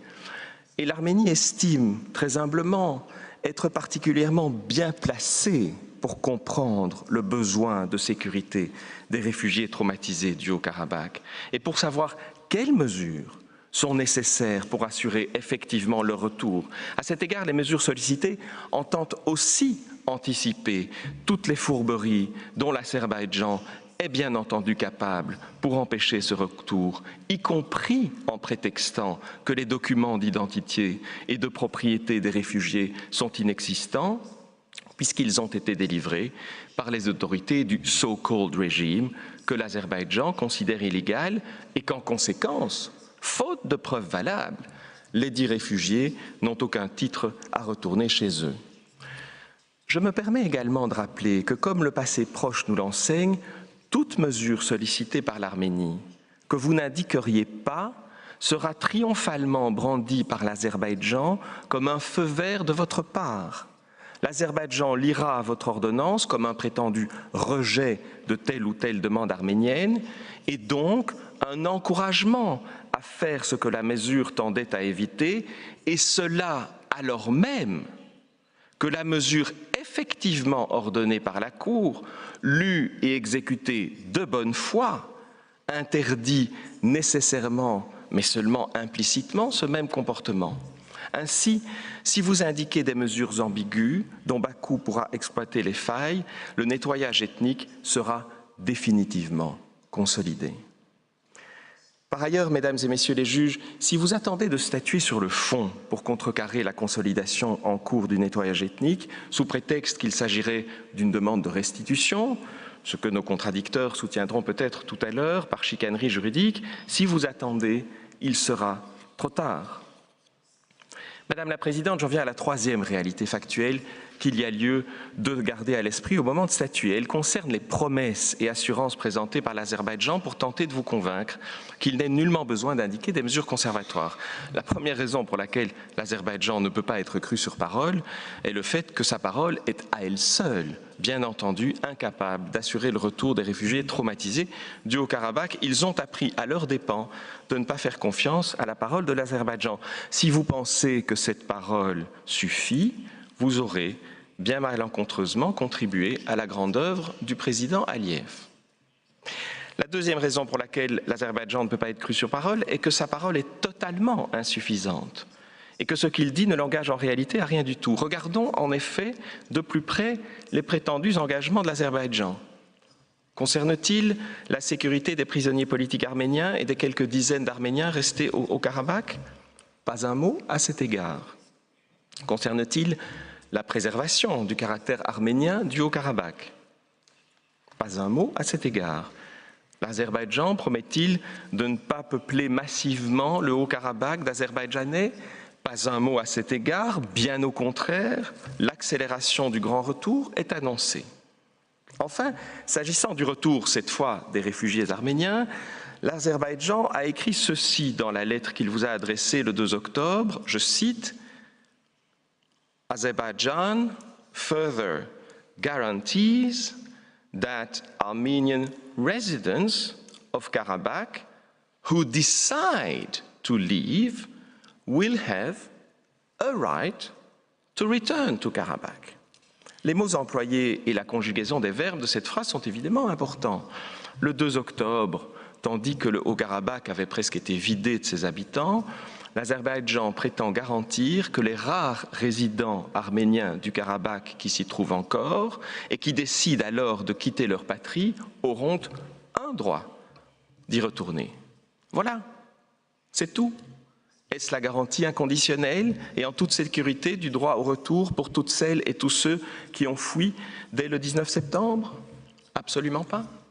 Et l'Azerbaïdjan le sait fort bien, lui qui ne choisit jamais ses mots au hasard. De même, la procédure de réintégration dont on vous parlera certainement cet après-midi ne concerne très explicitement que les résidents arméniens qui habitent encore au Haut-Karabakh, Armenian residents living in the Karabakh region. L'Azerbaïdjan soutient que cette procédure d'enregistrement serait purement volontaire, mais les documents qu'il vous a soumis indiquent que cet enregistrement est necessary to join the reintegration process. Et puis ça veut dire quoi, la réintégration des Arméniens du Haut-Karabakh qui s'y trouvent encore? Et surtout, en quoi cette procédure d'enregistrement en vue d'une réintégration permet-elle le retour des réfugiés désormais en Arménie ou la protection des droits, notamment de propriété, de ceux qui décident de ne pas retourner? Ainsi, en particulier, la 9e mesure conservatoire sollicitée par l'Arménie n'est en rien supplantée par cette procédure d'enregistrement. En effet, après avoir présenté l'enregistrement comme volontaire, l'Azerbaïdjan aura beau jeu de considérer les lieux de résidence et les titres de propriété non enregistrés comme volontairement abandonnés et donc à disposition des Azerbaïdjanais. Quoi qu'il vous dise, quoi qu'il vous dira tout à l'heure, l'Azerbaïdjan ne peut tout simplement pas être cru sur parole. Dans le contexte du présent différend, il suffit de se souvenir des nombreuses déclarations de l'agent de l'Azerbaïdjan faites devant vous et qui ont été contredites par les faits, ainsi que l'agent de l'Arménie l'a rappelé en début d'audience. Par ailleurs, vous avez déjà considéré les déclarations azerbaïdjanaises faites en audience comme insuffisantes pour éliminer complètement le risque de préjudice irréparable. Il y va a fortiori de même ici. Madame la Présidente, Mesdames et Messieurs les juges, je conclus. Tout cela amène donc l'Arménie à devoir vous demander d'ordonner aussi la 10e mesure conservatoire sollicitée, à savoir imposer à l'Azerbaïdjan de vous faire régulièrement rapport sur l'exécution de votre future ordonnance. Et bien sûr, l'Arménie est consciente qu'en décembre 2021, vous aviez estimé qu'une telle demande n'était pas justifiée dans les circonstances particulières de l'espèce, mais depuis, toutefois, l'Azerbaïdjan, comme vous le savez, a plusieurs fois défié votre autorité, et je rappelle qu'il considère que votre ordonnance du 6 juillet, la dernière en date, que cette ordonnance aurait validé son poste de contrôle, fermant le corridor de la Chine, ce qui est proprement hallucinant. Et depuis lors, surtout, les circonstances particulières de l'espèce ont complètement changé.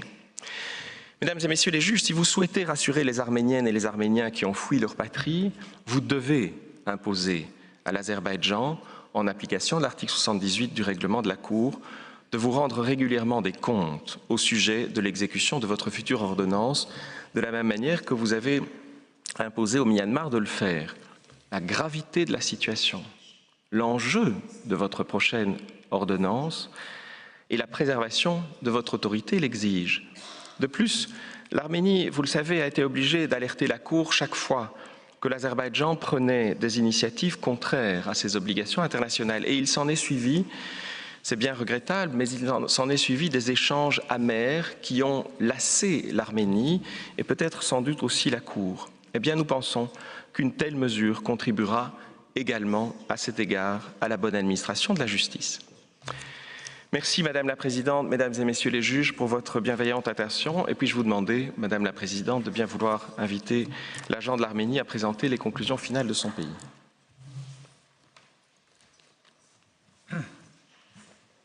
I thank Professor Darjan for his statement, and I now invite the agent of Armenia, His Excellency Mr. Yegeshi Kirokiasyan, to take the floor. You have the floor, Excellency. Madam President, distinguished judges of the court, it is an honor to appear before you again. I shall now read Armenia's closing submissions. On the basis of the request for provisional measures dated 28 September 2023 and its oral pleadings, Armenia respectfully requests the court to indicate the following provisional measures pending its determination of the case on merits. First, Azerbaijan should refrain from taking any measures which might entail breaches of its obligation under the CERD. Second, Azerbaijan should refrain from taking any actions directly or indirectly aimed at or having the effect of displacing the remaining ethnic Armenians from Nagorno-Karabakh or preventing the safe and expeditious return to their homes of persons displaced in the course of the recent military attack, including those who have fled to Armenia or third states, while permitting those who wish to leave Nagorno-Karabakh to do so without any hindrance. Third, Azerbaijan shall withdraw all military and law enforcement personnel from all civilian establishments in Nagorno-Karabakh occupied as a result of its armed attack on 19 September 2023. Fourth, Azerbaijan shall facilitate and refrain from placing any impediment on the access of the United Nations and its specialized agencies to the ethnic Armenians of Nagorno-Karabakh and shall not interfere with their activities in any way. Fifth, Azerbaijan shall facilitate and refrain from placing any impediment on the ability of the International Committee of the Red Cross to provide humanitarian aid to the ethnic Armenians of Nagorno-Karabakh, and shall cooperate with the International Committee of the Red Cross to address the other consequences of the recent conflict. Sixth, Azerbaijan shall immediately facilitate the full restoration of public utilities, including gas and electricity, to Nagorno-Karabakh, and shall refrain from disrupting them in the future. Seventh, Azerbaijan shall refrain from taking punitive actions against the current or former political representatives or military personnel of Nagorno-Karabakh. Eighth, Azerbaijan shall not alter or destroy any monument commemorating 1915 Armenian genocide or any other monument or Armenian cultural artifact or site present in Nagorno-Karabakh. Ninth, Azerbaijan shall recognize and give effect to civil registers, identity documents, and property titles and registers established by the authorities of Nagorno-Karabakh, and shall not destroy or confiscate such registers and documents. 10th, Azerbaijan shall submit a report to the court on all measures taken to give effect to this order within 1 month as from the date of this order, and thereafter every 3 months until a final decision on the case is rendered by the court. Madam President, distinguished judges of the court, this concludes Armenia's oral presentation of its request for provisional measures. I would like to take this opportunity to thank the judges and the registry for accommodating Armenian delegation here at the Peace Palace and for promptly organizing this hearing. I would like to thank in particular the registry staff and the interpreters for ensuring the hearing's smooth conduct. Thank you for your attention and for your consideration of Armenia's request. I thank the agent of Armenia, whose statement brings to an end this single round of oral argument of Armenia, as well as this morning's sitting. The court will meet again this afternoon at 4 p.m. to hear Azerbaijan present its single round of oral argument. The sitting is adjourned.